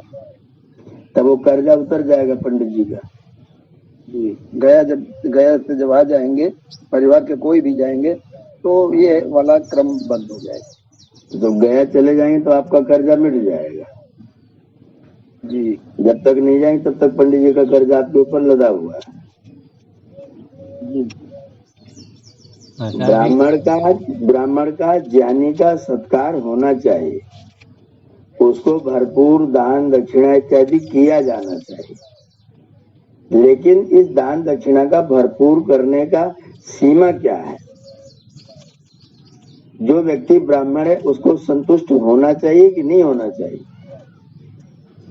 जब शास्त्र कह रहा है असंतुष्टा द्विजा नष्टा, जो द्विज जो ब्राह्मण वृत्ति का व्यक्ति है, अगर वो असंतुष्ट है तो उसका नाश पक्का है। जब ये शास्त्र सूत्र दे रहा है असंतुष्टा द्विजा नष्टा, तो फिर उसके बाद फिर तुम असंतुष्ट क्यों हो रहे हो भाई? और नहीं तो तय कर दो मैं तुम्हारा श्राद्ध करूंगा, इतनी दक्षिणा लूंगा, देना हो तो दो, नहीं तो नहीं चलूंगा। किसी को देना होगा तो देगा, नहीं तो नहीं देगा, तो नहीं जाना। ऐसा करके देख लो, मामला तो पाक साफ तो रहे बिल्कुल। पर्दे में रख करके फिर तुम इतना, जो मैं तुम्हारे यहाँ में तुम्हारे वैसे नहीं जाऊंगा, बिना इतना लिए नहीं जाऊंगा, ये कोई तो ये ब्राह्मण का कर्म तो नहीं है। आचार्य जी, यहाँ पर हम लोग सालों से पढ़ रहे हैं, और जितने लोग यहाँ पढ़ रहे हैं अभी यही पूरे मन से स्वीकार नहीं कर पाए हैं। और बाहर की जो बाहर का उदाहरण हम लोग दे रहे हैं वो अपने अंदर का उदाहरण है। आप जिस दिन बात हो रही थी उस दिन तो ये तय हो गया था कि मरने के बाद ही श्राद्ध तर्पण होता है। बहन जी ने आज तो उन्होंने आपके सामने पूरी भाषा ही बदल दी अपनी नहीं तो इन्होंने पूरा रणजीत जी तो एकदम बिल्कुल से धैर्य से थोड़ा सा हरे, बाद में उनका कि मुझसे गलती हुई कि मैं धैर्य छोड़ दिया, लेकिन आज इन्होंने पूरी अपनी भाषा ही बदल दी। सतीश जी लग रहा हंस रहे हैं मेरी बात सुन करके। नहीं, मेरी बात सुनिए, आप समझ नहीं पाए। 180 डिग्री पे हो गए थे रंजीत सर। नहीं, मेरी बात सुनिए, आप समझ नहीं पाए इस बात को। जब हमारे यहाँ गया जाने की बात हुई कि आप लोग गया जी चलिए, देखिए सब मर गए, ऐसा वैसा, तो मैंने विरोध किया क्योंकि इनकी तबीयत नहीं ठीक थी।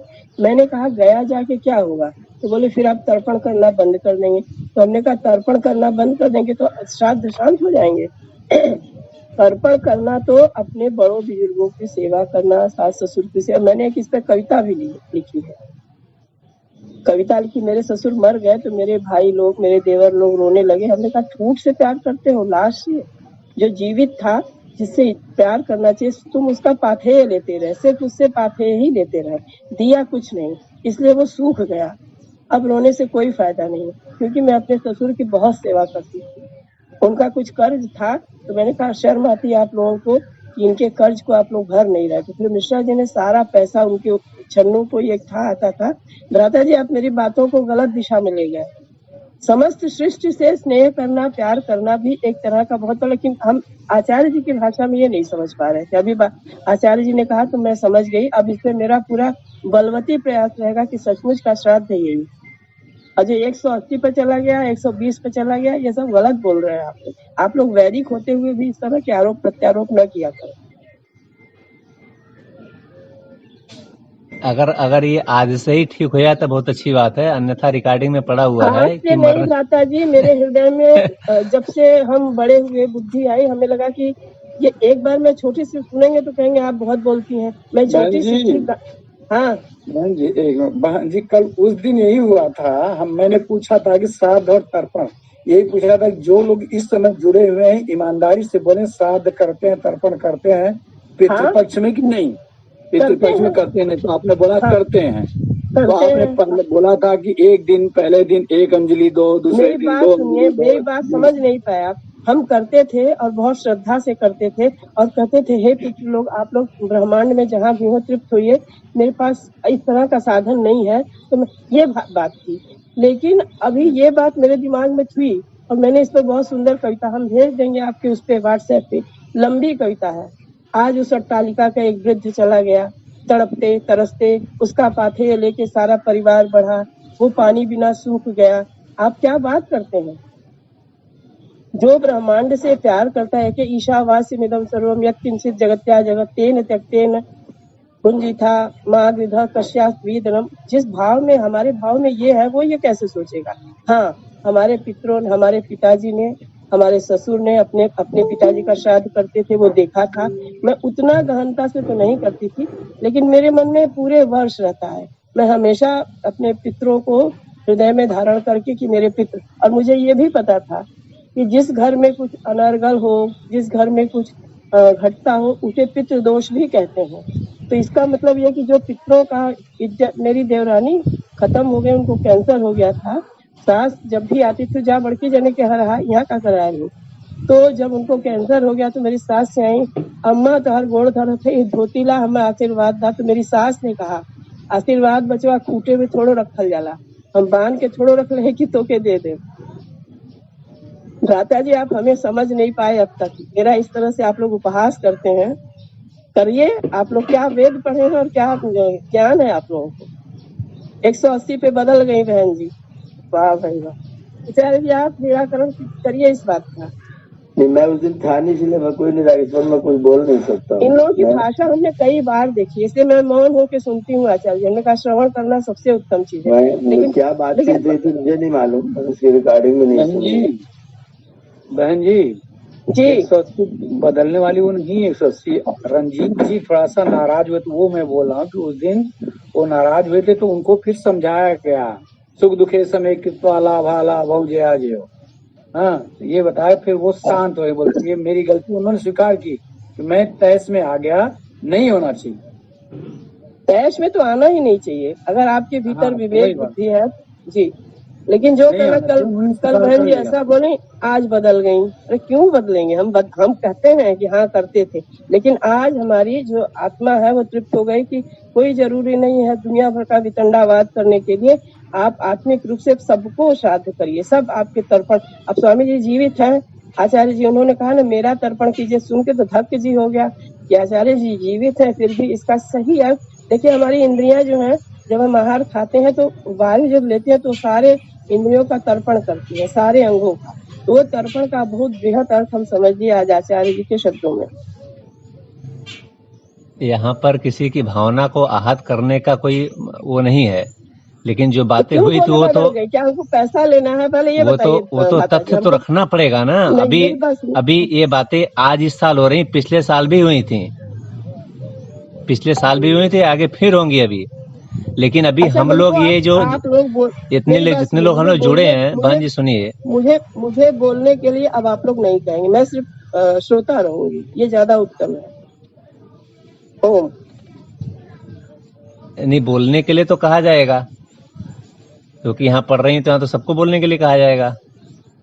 लेकिन अभी प्रश्न संकट ये है कि जो यहाँ पर हम लोग सीख रहे हैं, अभी हम लोग खुद तैयार नहीं हुए कि हम लोग खुद से परिवर्तन करेंगे तो समाज में क्या परिवर्तन होगा। अभी हम लोग खुद डर रहे हैं, अपने परिवार में डर रहे हैं। ये संकट का प्रश्न यहाँ पर ये है। अरे अमित भ्राता जी, अभयम सत्व संशुद्धिर ज्ञान योग व्यवस्थित दानम दमश्च यज्ञश्च स्वाध्यायस्तपा। जो क्यों डर रहे हैं? क्यों डरते हैं? डर ही सबसे बड़ा जीवन का हमारे क्लेश है। गीता में 16वें अध्याय में कहा है उन्होंने अभयम सत्व। बहन जी ये तो कहना सुनना हुआ ना, आप सिद्धांत बता रहे हैं, ठीक है। अभी सुभाष जी ने जो कहा, आदरणीय श्यामल बाबू जी ने जो कहा, वो कुछ व्यक्त कर रहे हैं ना कि हमें कितना कष्ट है कि हमें परिवार में नहीं सुना नहीं जाता, माना नहीं जाता। तो हम ही अभी मजबूत नहीं है, अपने स्तर पे मजबूत नहीं है, तो हम परिवार को नहीं बता पा रहे, समाज को तो भी दूर है। अनुरूप सभी चलते हैं भ्राता जी, आपको आश्चर्य होगा, हम जो कहते हैं वही मेरे परिवार में होता है। क्योंकि मेरे भीतर सहन शक्ति बहुत है, धैर्य बहुत है, तितिक्षा बहुत है। क्योंकि हमने पढ़ा है षट संपत्ति हमारी जो है ना, वो बहुत महत्वपूर्ण, मेरे लिए बहुत साथ देती है। और जब मैं घबराती हूँ, मेरे मिश्रा जी घबराते, मैंने कहा यार क्या आप घबराते हैं? आप जब आप सत्व संशुद्धि है, ज्ञान योग से व्यवस्थित है, किस बात का डर? ईश्वर हमारे भीतर है, आप ईश्वर थोड़ी हैं, वो तो सर्व करता धरता है। हम अपने घर में, अपने परिवार में, अपने आसपास के लोगों को समझाते हैं।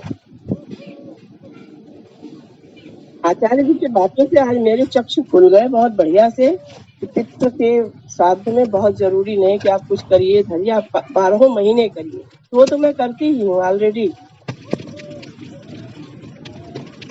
अब आप बिना टेंशन के घूमेंगी, हरिद्वार भी जाएंगी, नोएडा भी घूमेंगी, दिल्ली भी घूमेंगी, जहाँ भी। हाँ, हम आज मैं नहीं खोलती, मेरी तबीयत थोड़ी सी गड़बड़, कल मेरा बर्थडे था तो 12 बजे तक बच्चों ने जन्मदिन मनाया, खूब किया, तो हम सोए थे। लेकिन सचमुच आज आचार्य जी आएंगे, मुझे ये पता नहीं था। थोड़ा हमें आप लोग वो करते हैं कि मैं बहुत बोलती हूँ, मैं बहुत बोलती हूँ।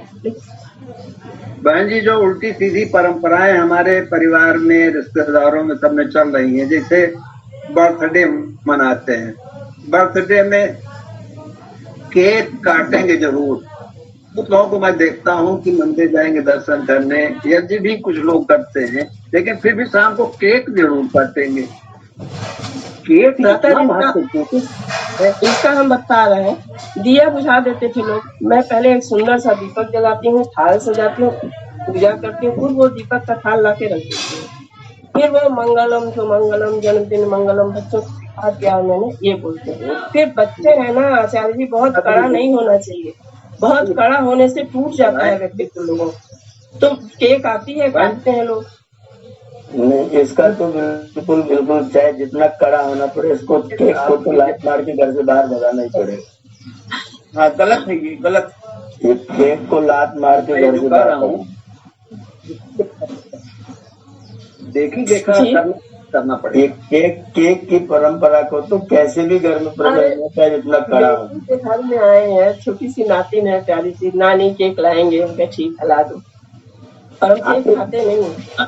आचार्य एक दिन का धर्मांतरण है एक केक काटना। और क्या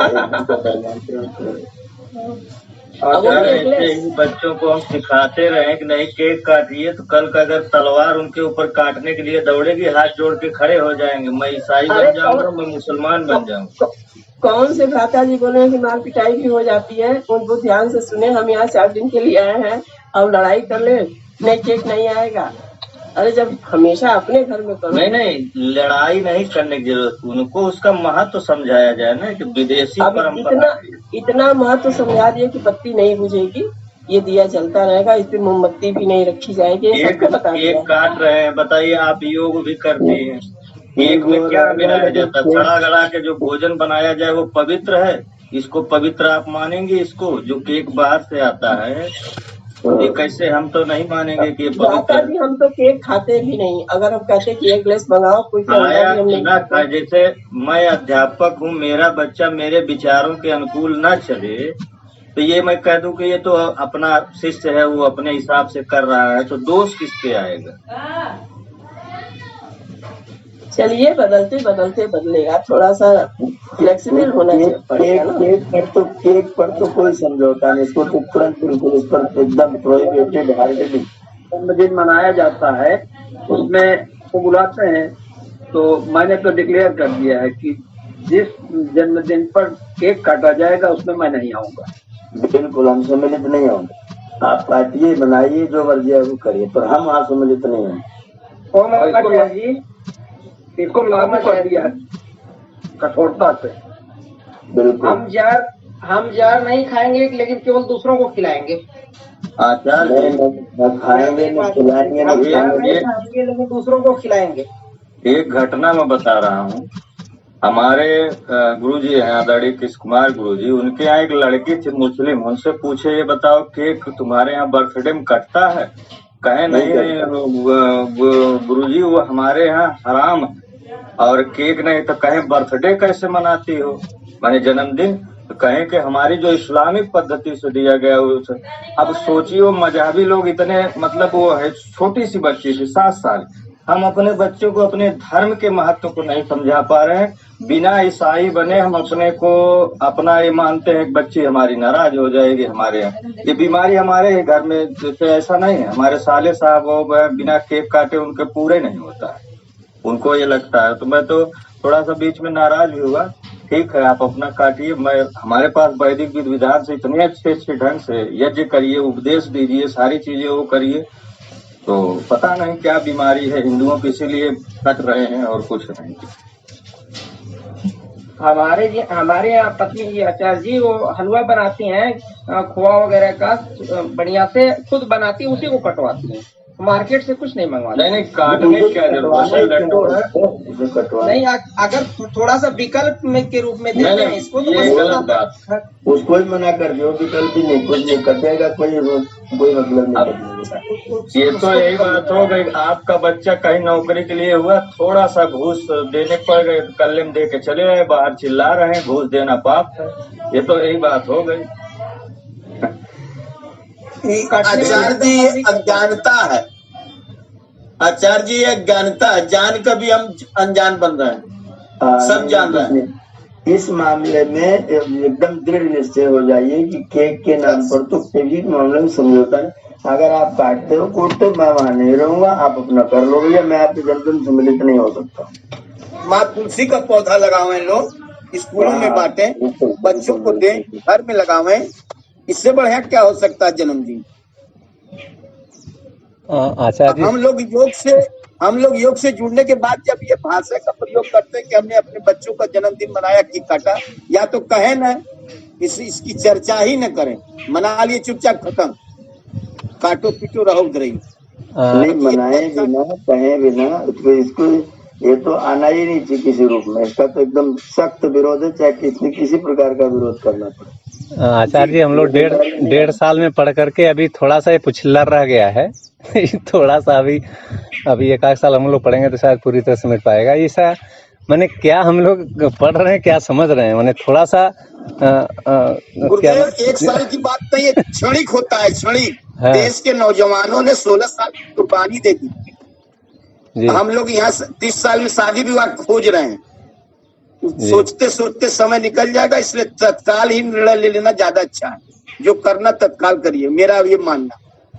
जी जयप्रकाश जी कोई छूट नहीं है। जन्मदिन पर केक वाला मामला तो किसी प्रसंग से बिल्कुल ना आने पाए, इसके लिए चाहे जितना सख्त होना पड़े, चाहे न जाना पड़े, मैं संकल्प बिल्कुल मना करें कि किसी के भी जन्मदिन में मैं इसका सख्त विरोध करूंगी कि केक नहीं काटना है। हाँ बिल्कुल, केक नहीं कटेगा, केक आएगा नहीं, केक कटेगा नहीं, केक बटेगा। बढ़िया भोजन बनाएंगे, खीर बनाएंगे, केक थाली पिलाएंगे, लेकिन केक नहीं है। जन्मदिन मनाते क्यों है, इस पर आचार्य ने बहुत अच्छे से समझाया है। वरिष्ठ है, सभी को मेरा सादर प्रणाम, सादर चरण स्पर्श। जी आचार्य जी ये मुझे पूछना था कि आज हर एक घर में ये जो केक वाली परंपरा कहाँ से आई? देखा देखी भी मतलब पड़ोस से शुरू हुई? नहीं कहाँ से लाए? अंग्रेज लोग 150-200 साल लोग रह के गए यहाँ पर, देख लिया होगा, 150-200 साल रह के गए ना यहाँ पे। अंग्रेजों को देखने से हम लोग लेकर के उसको आए, अंग्रेजों को देख 150-200 साल यहाँ रह के गए हैं लोग, तो कुछ तो करते होंगे नहीं यहाँ पर दिव्यांशु जी। हाँ भाई, उनसे चाय पीना सीख लिया, बनाना नहीं सीखा।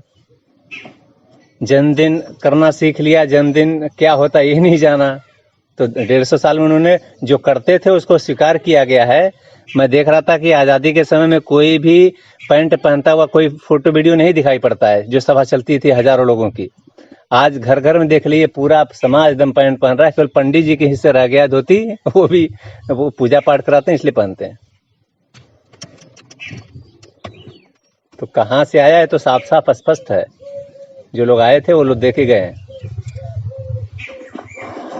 हमारे यहाँ बीड़ी नहीं थी, सिगरेट नहीं था, तम्बाकू खाने का नहीं था, चाय पीने का नहीं था, ये सब बीमारियां। मुझे बहुत से बुजुर्गों ने बताया कि अंग्रेज जो थे वो फ्री में सिगरेट बांटते थे, फ्री में बीड़ी पिलाते थे, फ्री में तम्बाकू खिलाते थे।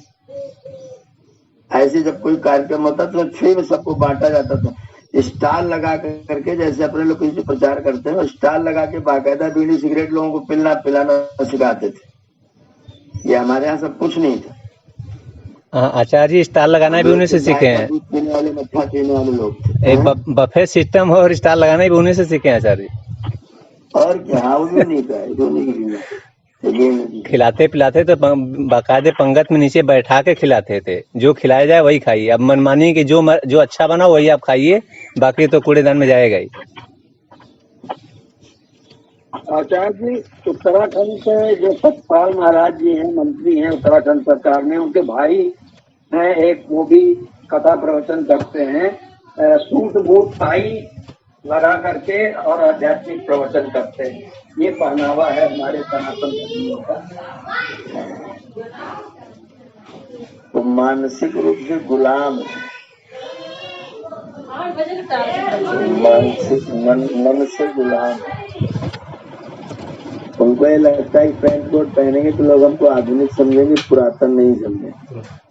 उनको एक डर लगता है कोई हमको पुरातन न कहने लग जाए। हम आधुनिक का बाप बने रहना चाहते हैं। अपनी आधुनिकता दिखाने के लिए वो कोट पैंट पहनेंगे, टाई पहनेंगे और प्रवचन हमारा करेंगे, लूट आपसे करेंगे, सुना करके व्याख्यान। आचार्य जी, थोड़ा सा पान पर मुझे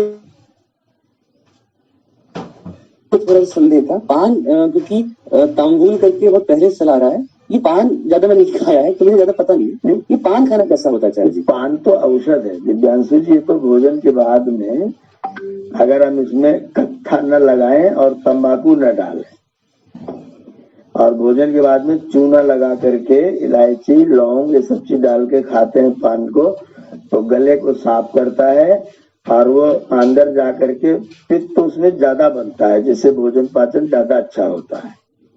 ये तो औषध था। ये तो हमारे भोजन के बाद हम लोग भी खा सकते हैं, केवल उसमें कत्था नहीं डालना, सुपारी नहीं डालनी। पान खाइए, पान तो अच्छी औषध है। बिल्कुल, स्वामी जी को भी जहर दिया गया था कई बार पान में मिला के। उसका सेवन भी औषध के रूप में ही किया जाए, आदत बना करके नहीं कि पान खाया फिर थूका, फिर खाया फिर थूका, वो नहीं।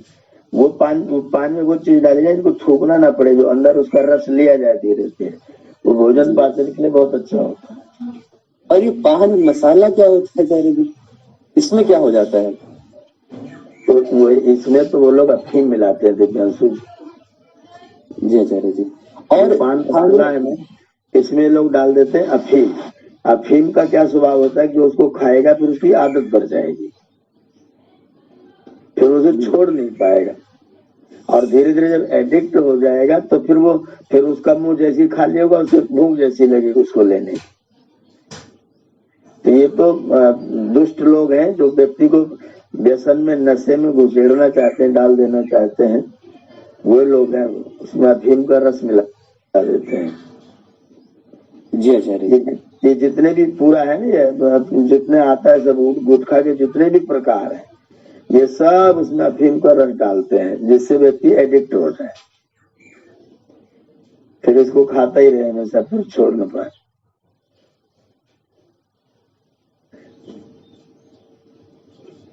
पान खाने में कोई दोष नहीं है। भोजन के बाद, दोपहर को, शाम को जब भोजन करें, भोजन के बाद पान में थोड़ा सा चूना, थोड़ा लौंग इलायची, थोड़ा सौंफ और थोड़ी सी मिश्री, दालचीनी या गुलकंद, ऐसी चीज अगर पान में डाल के खाते हैं तो भोजन पाचन के लिए बहुत अच्छा रस निर्माण करता है और वो थूका भी नहीं जाता। आप उसे पूरा खा के निकल जाइए और उसका बढ़िया रस बनेगा और आपका भोजन पाचन अच्छा होगा। वो औषध है। पर भोजन के बाद में 2 बार, यानी फिर उसको आदत बनेगी भी नहीं अगर वही करेंगे तो। इसमें आदत वाली कोई चीज है ही नहीं, वो आपको एडिक्ट नहीं बनाएगा। आप उसको औषध के रूप में सेवन कर सकते हैं, उसमें कोई दोष नहीं है, खाया जा सकता है।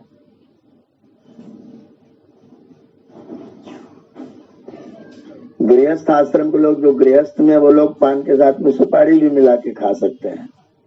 वो स्नायु तंत्र को मजबूत करता है, तो शरीर को मजबूती प्रदान करता है। गृहस्थ आश्रम में लोग सुपारी डाल करके खा सकते हैं और जब वानप्रस्थ संन्यास हो जाए तो फिर सुपारी उपाड़ी वाला मामला छोड़ दे और सौंफ इत्यादि, लवंग इत्यादि वो सब पदार्थ उसमें डाल के पान के पत्ते के साथ उसका रस गले को आपको विश्राम करेगा और गला साफ रहेगा और कंठ ठीक रहेगा और भोजन पाचन अच्छा होगा।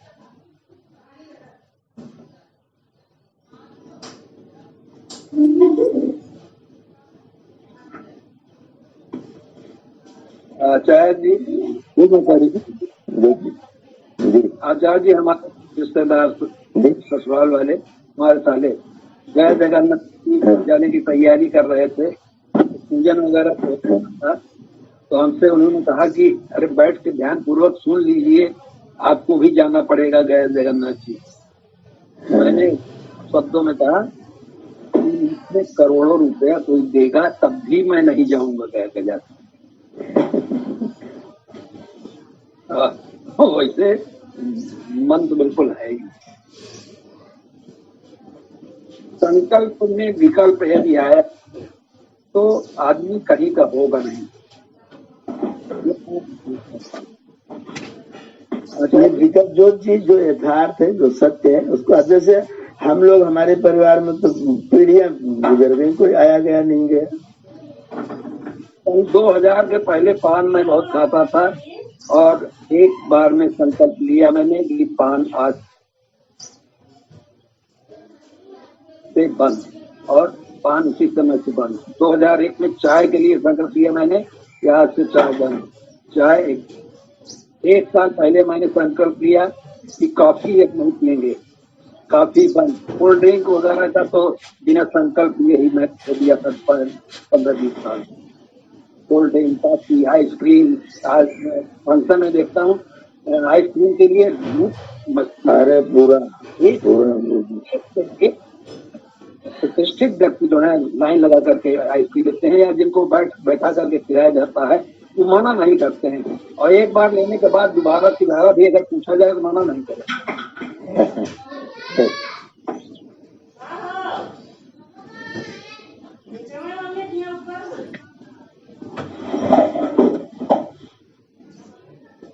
ठीक है, समापन किया जाए। ये निर्णय रहा कि श्राद्ध आप जीवित पितरों का करिए और मृतकों का भी करिए। मृतकों का करिए, उनकी विरासत को याद करके, उनके कुछ गुण धर्म का प्रचार करके, उसके लिए अपने कोई नई चीज कर सकते हैं, वृक्षारोपण कर सकते हैं, कोई नई चीज व्यवस्था बना सकते हैं। अपने पितरों के नाम से कुछ पैसे FD कर दीजिए, साल में उसका जो ब्याज आए उससे किसी बच्चे को छात्रवृत्ति दीजिए, किसी और स्थान पर कोई श्रेष्ठ कार्य करवाइए। तो इस तरह की कोई उनकी विरासत संभालने वाला कार्यक्रम किया जाए। ये मृतक लोगों का श्राद्ध है, और जीवित लोगों को सेवा सत्कार करके उनको संतुष्ट करिए, ये जीवितों का श्राद्ध है। तो श्राद्ध व्यवस्था पूर्वक, ज्ञान पूर्वक किया जाए। गया जाने का 00000 कोई शास्त्रीय मतलब नहीं, वो टोटल अशास्त्रीय है और टोटल व्यापार से जुड़ा हुआ खाओ पियो लोगों का काम है। उसका वर्तमान में कुछ भी उद्देश्य नहीं है, बिना मतलब की चीज है। उसको तो बिल्कुल से एकदम जड़ मूल से समाप्त करने की चीज है। और केक का तो जहाँ पर केक कटे उस जन्मदिन में भाग लेना ही बिल्कुल कैंसिल कर देना चाहिए। भैया मैं अपना जन्मदिन मनाओ, केक काटोगे तो नहीं आऊंगा, नहीं काटोगे ऐसे करो तो मैं अपने खर्चे से तुम्हारे घर जरूर आऊंगा। इस तरह की दृढ़ता अपने सब लोग करें, जिससे जो कुरीतियां बन गई कुरीतियों को समाप्त किया जा सके, और उसमें विकल्प बिल्कुल देने की बात न करें। ये संकल्प ये है, बस इस भावना का ध्यान रखेंगे, जीवन प्रसन्न रहेगा, कोई संकट नहीं रहेगा। लोग डरा करके आपको परेशान कर देते हैं, अरे तुम्हारा तो ये हो जाएगा, तुम्हारा तो वो हो जाएगा। कुछ नहीं होता है। मैं आपके सामने बैठा हूँ, मेरी 3 पीढ़ी कभी आया गया कहीं नहीं गई है। रोज हम लोग दैनिक अग्निहोत्र करते हैं, जहाँ रहते हैं वही अग्निहोत्र करते हैं। सब परिवार के लोग अपने हवन पूजा करते हैं, वेद पाठ करते हैं, वेद पाठ में, और सब प्रकार से शारीरिक, भौतिक, आध्यात्मिक सब तरह से पूरा सब लोग उन्नत है। और समाज में भी कोई ऐसी अप्रतिष्ठा नहीं, कोई व्यक्ति निंदा करेगा कि ये तो बड़ा गलत काम कर रहे हैं। समाज में भी पूरी की पूरी प्रतिष्ठा है। आचार्य जी, पंचक का क्या है, जो पंचक के नाम पे बहुत लूटते हैं? कुछ नहीं होता है, कुछ नहीं होता है, सब बिना मतलब की कहानी। पंचक उंचक ये सब पंडितों का, फलित ज्योतिष वालों का जुगाड़ है, काम रोकने का, काम से अलग करने का। अंचक पंचक कुछ नहीं है। खूब आनंद से अपना कार्य करते रहिए, मस्त रहिए। पंचक, भद्रा और ये मंगली, काल दोष, सर्प दोष, पितृदोष, ये जितने तमाशे बनाए सब लूट खाने के जुगाड़ है। कहीं ज्योतिष मन का कोई विधान नहीं, और कोई ज्योतिष शास्त्र के अनुसार प्रमाण देकर के सिद्ध करे तो मैं उसका शास्त्रार्थ कराने को तैयार हूँ। इनका कुछ भी शास्त्रीय आधार नहीं है, ये केवल कपोल कल्पना आधारित है, तथाकथित ग्रंथों में बनाए हुए हैं, और लूटने खाने की, अपनी जुगाड़ करने की सब व्यवस्थाएं हैं। आचार्य जी, समाज हमारा इतना दूषित हो गया है, तेरही वगैरह में भी मैंने देखा है कि शराब परोसी जा रही है। अरे बहुत भयंकर लोग, एकदम बिल्कुल असुर, असुरों के नाना महिषासुर के बड़े भाई हैं। और विवाह वगैरह में तो खुलेआम बांटी जा रही है, पी करके लोग नशे में आ करके, और उसके बाद अग्नियात असलहा अगर कोई है तो खुलेआम उसका प्रयोग कर रहे हैं, उसमें मौत भी हो जाती है गोली लगने से। तो उसके बाद भागेंगे पुलिस के डर से, पुलिस केस कायम होता है तो उसके डर से भागते रहेंगे, लेकिन करेंगे वही, उससे भिलक नहीं होते हैं। हाँ, तो ये असुर लोग हैं, असुर, ये असुर लोग, वो हमारे लिए कोई उदाहरण को ठीक रखना है, अपने को ठीक रखते हुए दूसरों को समझाते रहना है। और जो कुरीतियां मगर सम्मिलित व्यक्ति, भैया हम इसमें सम्मिलित नहीं होंगे, आप अपना करो, हम आपके साथ नहीं, हम और कोई कार्यक्रम रहेगा तो आएंगे, इसमें नहीं है, ये काम करोगे तो। विवाह में मालिक जो होते हैं, चाहे वर पक्ष के हों चाहे कन्या पक्ष के हों, उन मालिकों को कुछ चलती नहीं है। कहीं ऐसा क्यों हो गया है कि चाहे वर पक्ष का मालिक हो चाहे कन्या पक्ष का, इन लोगों की कुछ नहीं चलती है। जो हो रहा है, लड़के लोग इकट्ठा हैं, डांस कर रहे हैं, चाहे 1 बजा है रात का, चाहे 2 बजा है, 2-2, 3-3 बजे तक डांस कर रहे हैं, डीजे बज रहा है, डांस कर रहे हैं, उसी में दारू पी करके डांस कर रहे हैं, उनको उसी में आनंद आ रहा है। बाकी सारे लोग जो इसमें लिप्त नहीं है सब परेशान हो रहे हैं देखते देखते, लेकिन कोई बोल नहीं सकता है। वो ना हो तो लोग शादी होना ही नहीं मानते हैं, मूर्ख है, उसके होने में ही शादी होना मानते हैं। वो संस्कार होने को शादी होना नहीं मानते, वही डांस करने को ही शादी होना मानते हैं। हमारे एक मित्र के तौर पर लेकिन हमसे बहुत श्रेष्ठ है वो, उनके लड़के की शादी थी, विवाह था, तो वो थोड़ा लड़के से नाराज थे,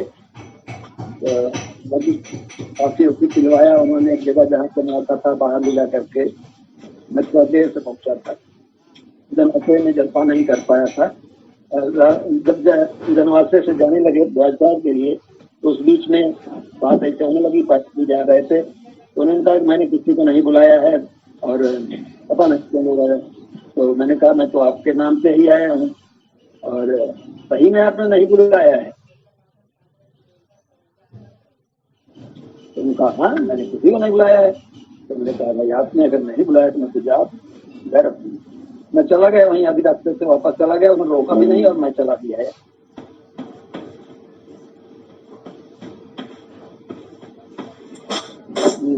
जी क्योंकि आजकल नास्तिकों से, ईसाइयों से और मुसलमानों से, तीनों से एक तरह से जो मोर्चा संभाला हुआ है, ये जो हिंदू हैं ज्यादातर पौराणिक होते हैं। तो क्योंकि जब आक्षेप उठते हैं तो ये अपने तरफ से सफाई देते हैं। तो तीर्थों का और मंदिरों का एक मतलब मैंने वीडियो देखा है, और उसमें ये था कि जब हम लोग इन त्योहारों पे यहाँ जाते हैं तो इस पे शरीर में ये होता है, मतलब उनका ये मतलब था कि स्वास्थ्य की दृष्टि से तीर्थ जाना चाहिए, और मंदिरों में क्योंकि प्राण प्रतिष्ठित मूर्तियां होती हैं तो वहाँ पे एक ऊर्जा का केंद्र होता है, तो उस ऊर्जा के यदि हम निकट रहते हैं तो हमारे मन को शांति मिलती है और हम ईश्वर के बारे में चिंतन करने पर मजबूर हो जाते हैं और उससे प्रेरणा मिलती है। तो प्राण प्रतिष्ठित मूर्तियों का और तीर्थ को एक स्वास्थ्य अटन के नाम पर या फिर हवा बदल टाइप का कुछ ऐसा समझाना उनका कुछ ऐसा था। आचार्य जी इसके बारे में क्या कहेंगे हम? अगर प्राण प्रतिष्ठित मूर्तियों के पास में व्यक्ति को ऊर्जा मिलती है तो उनसे कोई पूछे कि जो दिन भर उन्हीं मूर्तियों के पास बैठा रहता है वो दिन भर तम्बाकू क्यों मल के खाता रहता है? जी आचार्य, उसकी ऊर्जा कहाँ चली जाती है? हम तो 2 मिनट के लिए जाएंगे, हमें तो ऊर्जा मिल गई। वो जो उसी के पास हमेशा बैठा रहता है वो तम्बाकू मल के रगड़ के खाता रहता है, झूठ बोलता रहता है, फरेब करता रहता है, वहीं बगल में बैठा बैठा, उसको ऊर्जा कहाँ से नहीं प्राप्त हो रही है? ये केवल दकियानुसी है, उल्लू बनाने का साधन है। कल एक पागल सिद्ध कर रहा था, वीडियो मेरे पास भी आया था, वीडियो ग्रुप में भी भेजा गया था। वो आधावंता को राधा घोषित करा मेरे गुरु जी ने इसका अर्थ पढ़ाया है।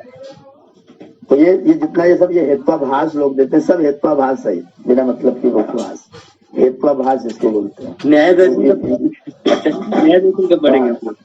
हाँ, ये हेत्वाभास है और ये गलत तर्क देते बिना। प्राण प्रतिष्ठित मूर्ति अगर ऊर्जा दे रही है तो बगल में बैठे पुजारी को तो एकदम बिल्कुल योगी तेजस्वी धर्मात्मा होना चाहिए। वो वहीं बैठा बैठा झूठ बोल रहा है, तम्बाकू खा रहा है, उल्टे सीधे काम कर रहा है, यहाँ तक कि महिलाओं के साथ छेड़खानी कर रहा है, उसको मूर्ति कोई ऊर्जा नहीं दे रही है। कोई देवी निकल करके एक भाला इसकी खोपड़ी में नहीं मारती, तो क्या कर रहा है बैठ करके? वो आज दिन भर चढ़वाता रहता है, दिन भर अपना तम्बाकू मल के खाता रहता है। ऊर्जा अंदर से चेतना से पैदा होती है और ऊर्जा देने वाला ऊर्जा का स्रोत परमात्मा आपके हृदय में।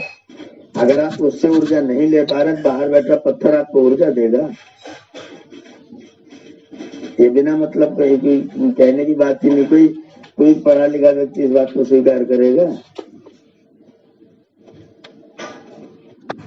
आपका ऊर्जा का स्रोत परमात्मा जीवात्मा दोनों अंदर बैठे हैं, उनसे आपको ऊर्जा नहीं मिल पा रही है। आप पत्थर में से ऊर्जा निकाल के ला रहे हैं और प्रत्यक्ष दिख रहा है कि जो पत्थर के बगल में दिन भर बैठा है, सुबह से लेकर शाम तक बैठा है, वो फरेबी है, वो जालसाज है, वो तम्बाकू दिन भर रगड़ खा रहा है। 1 मिनट उसका मुंह खा लेता है बिना तम्बाकू के, बिना पान के। उसकी ऊर्जा कहाँ निकल रही? उसकी ऊर्जा क्यों नहीं मिल रही? अगर मूर्ति ऊर्जा तो उसी ऊर्जावान होना चाहिए। और मूर्ति ऊर्जा भिखारी जो सीढ़ियों पर बैठा भीख मांग रहा है, इसको वहां ले जाकर बिठा दो मूर्ति के सामने 10 मिनट के लिए। ये भीख मांगना बंद कर दे, जाके कुछ काम करे, खाए पिए। सैकड़ों भिखारी सीढ़ियों पर बैठे हुए और हनुमान जी उनको ऊर्जा नहीं दे पा रहे हैं। उनको 100 को ले जाके हनुमान जी के चरणों में लिटा दो 2-4-10 मिनट के लिए, ऊर्जावान हो जाए, चल दे भीख मांगना बंद कर दे। किस कोने में उनको ऊर्जा मिलती दिखाई थी? क्या उदाहरण ऊर्जा मिलने का? ये एकदम व्यर्थ का हेत्वाभास है, बकवास करते बिना मतलब का। तीर्थाटन अगर आप भ्रमण के उद्देश्य जाते हैं, पर्यटन करने के लिए जाते हैं, पर्यटन ज्ञानवर्धक होता है, पर्यटन स्वास्थ्यवर्धक भी होता है। लेकिन वहां जाके मैं तर जाऊंगा, वहां जाके मेरी मुक्ति हो जाएगी, ये मान के जाओगे तो बिना मतलब की बकवास। वहां जाने से कोई मुक्ति नहीं होती।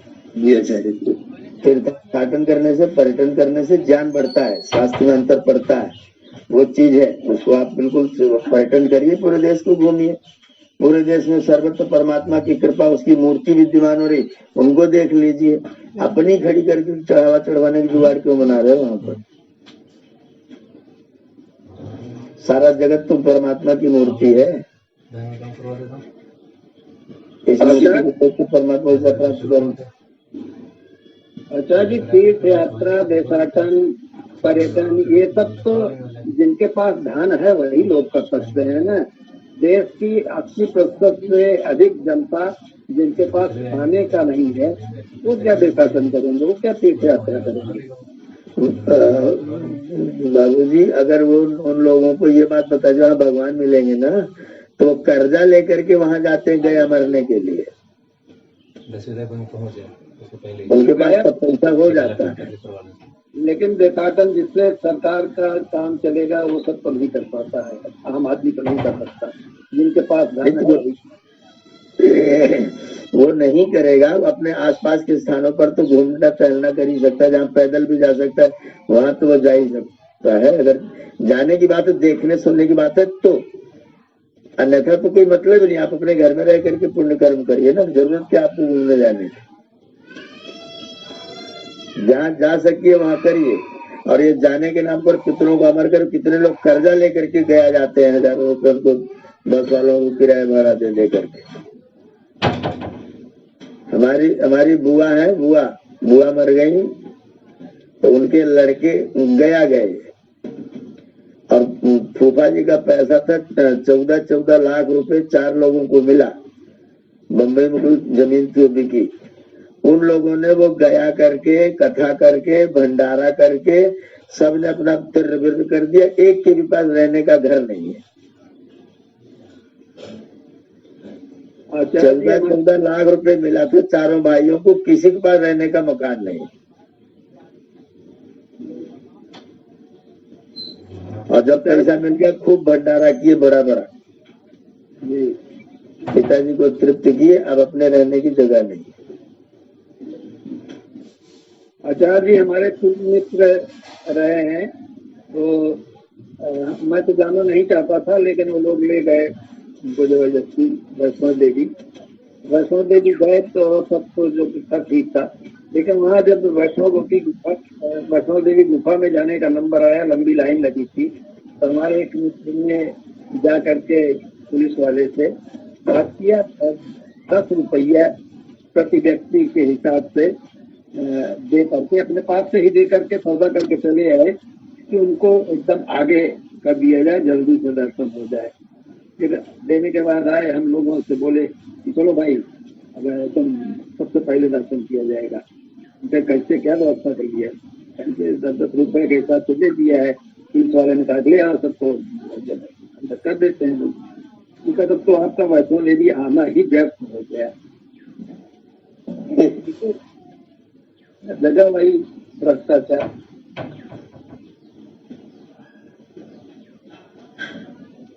यही चल रहा है। एक लड़का गया है इसी लाइन में खड़ा, वहां जाकर के मूर्ति दर्शन करने, तो पुजारी जी बगल में आए, बोले कि अगर आगे जाना हो तो 500 रुपया दे दो, तुमको आगे ले जाके दिखा देंगे।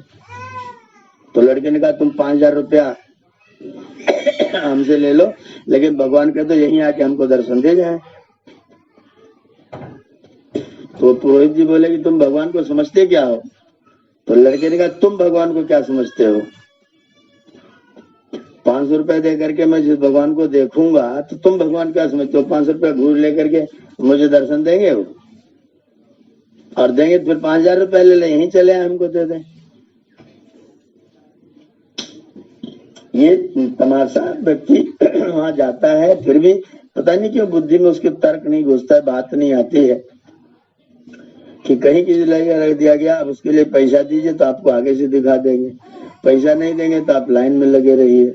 अच्छा, आगे से देख करके भी आपको क्या मिल जाएगा? उसमें है क्या? वैष्णो देवी में तीन ठीक पत्थर रखे हुए हैं, वो गुफा में जाइए, उसको देख करके चले आइए। और वो वैष्णो देवी बैठी, उनको देखने के लिए आदमी भीड़ लगाया, राजोत चल रहा है, उसमें बनियों की बढ़िया दुकान चल रही है, बढ़िया अपना पैसा खर्च हो रहा है, उनके अपने आनंद हो रहे हैं, कमाई धमाई ठीक ठाक चल रही है। तमाशा लोगों ने अपना बना रखा है, खड़ा किए हुए हैं।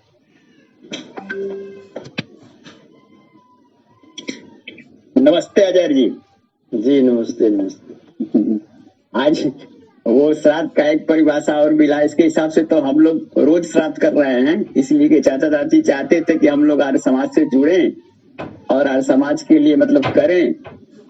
तो आप जैसा देवता मिल गए जो हम लोगों को दे रहे हैं और हम लोग ले रहे हैं रोज, तो हम लोग तो रोज श्राद्ध हो रहा है, और बाकी जो 9 दिन होता है 10 दिन वो स्पेशल हो जाता है जिसमें आप आते हैं।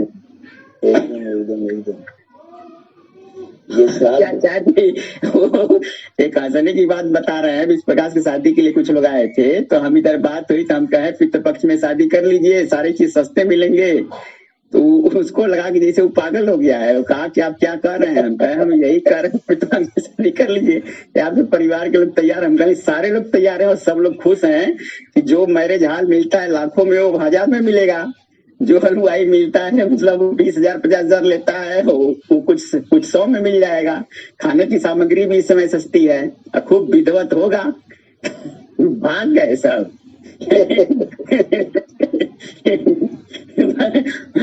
भाग गए। अरे बहुत हम तो उसी तारीख में करेंगे, चाहे जितना भीड़ हो, चाहे जितना पैसा फूकना पड़े सब।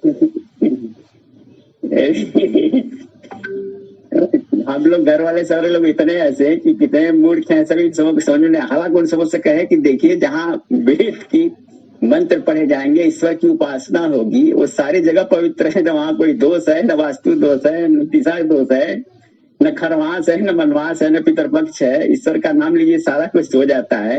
लेकिन हमने यहाँ तक कहा कि जो दिल कर रहे हैं उसको भी चलिए हम छोड़ देंगे।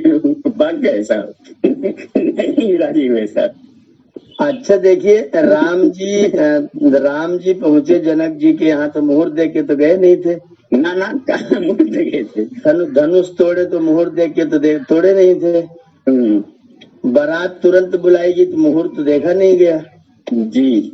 और बारात बुला करके और दूसरे दिन सवेरे 9 बजे विवाह किया गया तो कोई मुहूर्त तो नहीं चेक किया गया, तो धनुष तोड़ा रेज किया गया और विवाह किया गया।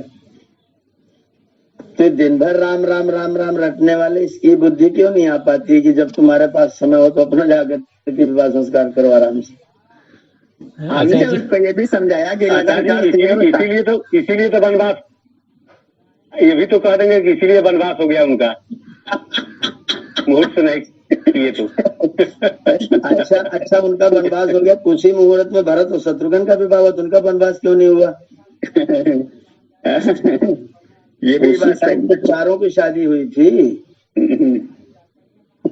जी, एक ही मंडप में तो उन्हीं को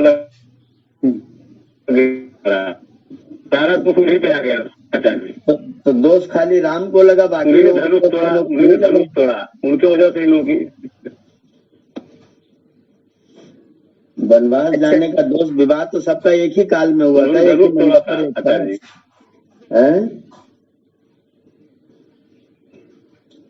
तो जो वीरता दिखाए इसलिए लग गया, जो वीरता दिखाए उसे दंड मिले और जो मौज में अपना विवाह शादी कर ले उसे कुछ न मिले, पुरस्कार मिले। आचार्य जी जैसे अमित जी अब हो गई है क्या? अमित जी आपकी घड़ी बंद हो गई है क्या? घड़ी तो नहीं बंद हो गई है। ये लोग आचार्य जी को पाए एक हफ्ता बाद तो एकदम लूटे पड़े हैं। आचार्य जी एक प्रश्न के बाद समापन कर लिया जाए कि ये जो हम लोग बृहत्तर भारत थे, आधा से ज्यादा एशिया कवर करते थे भारत के आर्यावर्त के नाम पर, तो इतना एरिया कवर करते थे और सिकुड़ते सिकुड़ते लगातार घट रहे हैं। तो ये जो मान्यताओं की बात यहाँ पर हो रही है, हम लोग थोड़ा हंसी मजाक जरूर कर ले रहे हैं, लेकिन ये संकट जो बृहत्तर भारत टूटते टूटते यहाँ तक आ रहा है, अभी आगे बहुत लंबा तक इसको टूटना है जो मुझे दिखाई पड़ रहा है। मैं कह दिया तो लोग बोलते हैं आप भविष्यवक्ता हैं क्या, भविष्यवाणी कर रहे हैं। बृहत्तर भारत के टूटने में ये कुरीतियां बहुत बड़ा कारण रही है। अच्छा जी, मैं कर रहा हूँ यही कारण है ना उसमें। और बीमारी है कि इन कुरीतियों को हम आज भी पौधा बन के ढो रहे हैं, उनको तोड़ना नहीं चाहते, खत्म नहीं करना चाह रहे हैं। इन्हीं कुरीतियों के कारण हम इस स्थिति में पहुंचे हैं और उसको आज भी छोड़ने को तैयार नहीं है।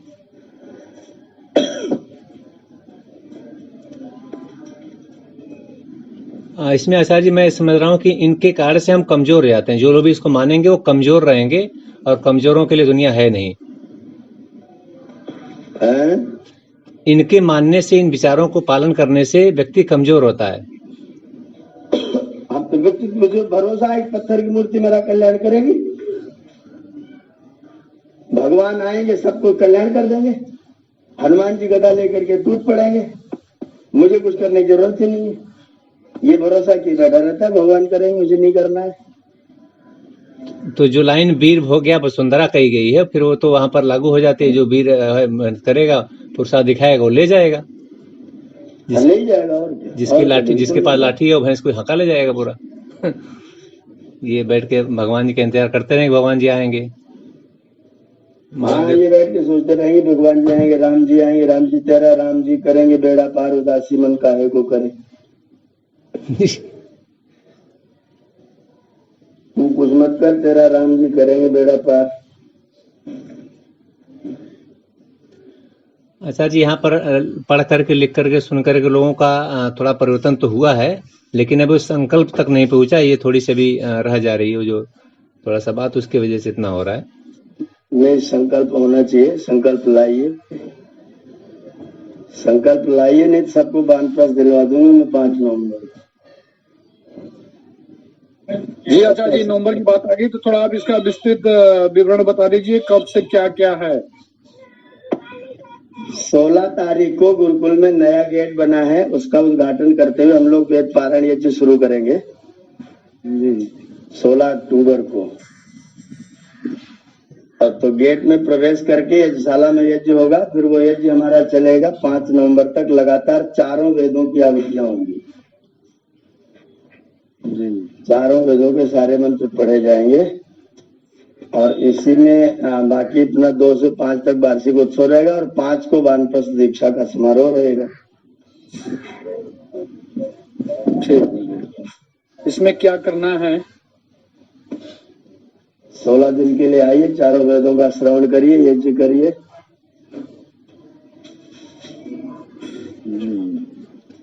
यज्ञ की सामग्री की व्यवस्था करिए, घी की।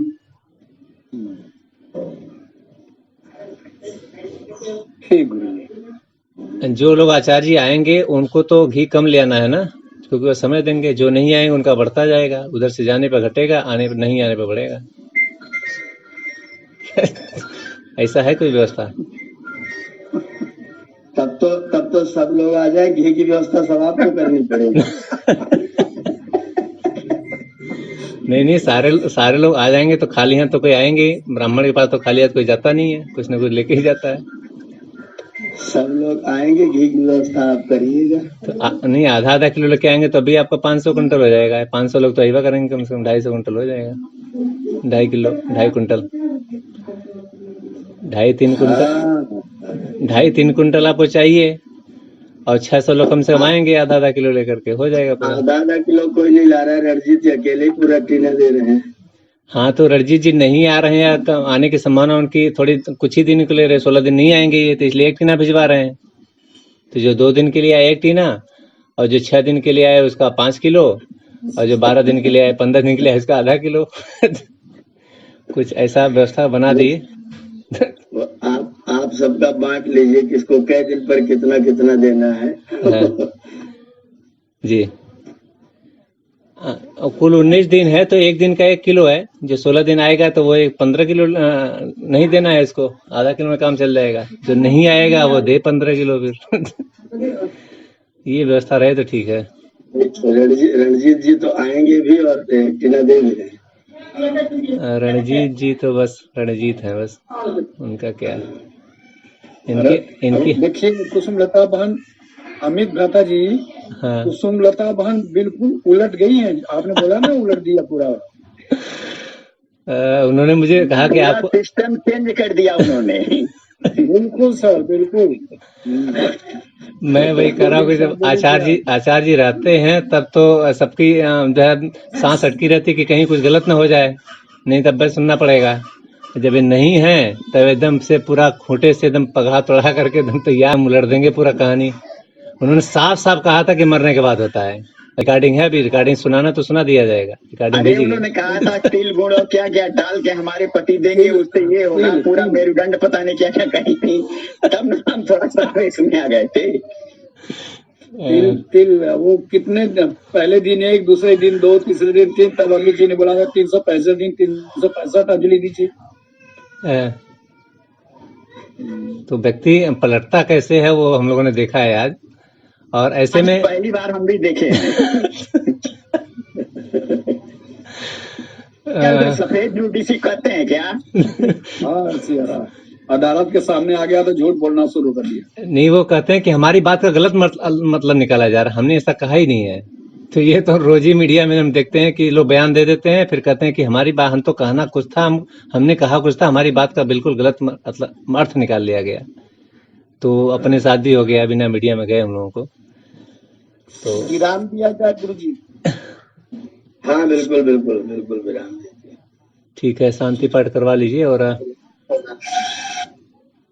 श्यामनारायण बाबू जी, दिव्यांशु महोदय शांति पाठम कुरु तावत। आचार्य जी, स्वामी जी ने इनको स्वयं फोन करके आशीर्वाद दिया है और आश्वासन बहुत तगड़ा दिया है। ऐसा कैसे हो जाते हैं बच्चे लोग, बन जाते हैं। आस्था चैनल में भी बोला उन्होंने गुरुदेव। आस्था पर तो बोला ही, फोन करके सीधे इनके नंबर पे फोन किया सीधा जी। अब भ्राता जी पूरी पढ़ाई का खर्चा भी पतंजलि ने ही उठाया है।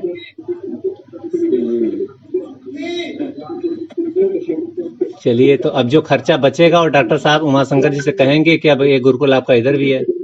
जो बचेगा वो इधर आशीर्वाद जरूर सबका है, सबकी शुभकामना है।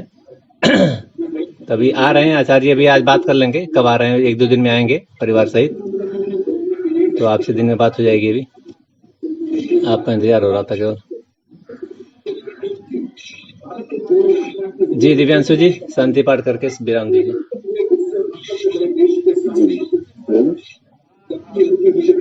सभी को एक बार फिर से मेरा बहुत बहुत नमन, बहुत बहुत प्रणाम। आचार्य जी के चरणों में मेरा कोटि चरण।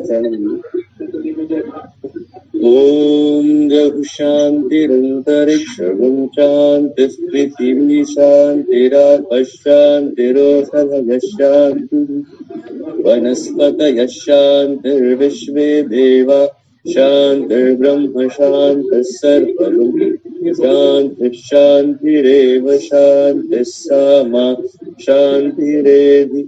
ओम शांति शांति शांति। सर्वेभ्यो नमः। ओम।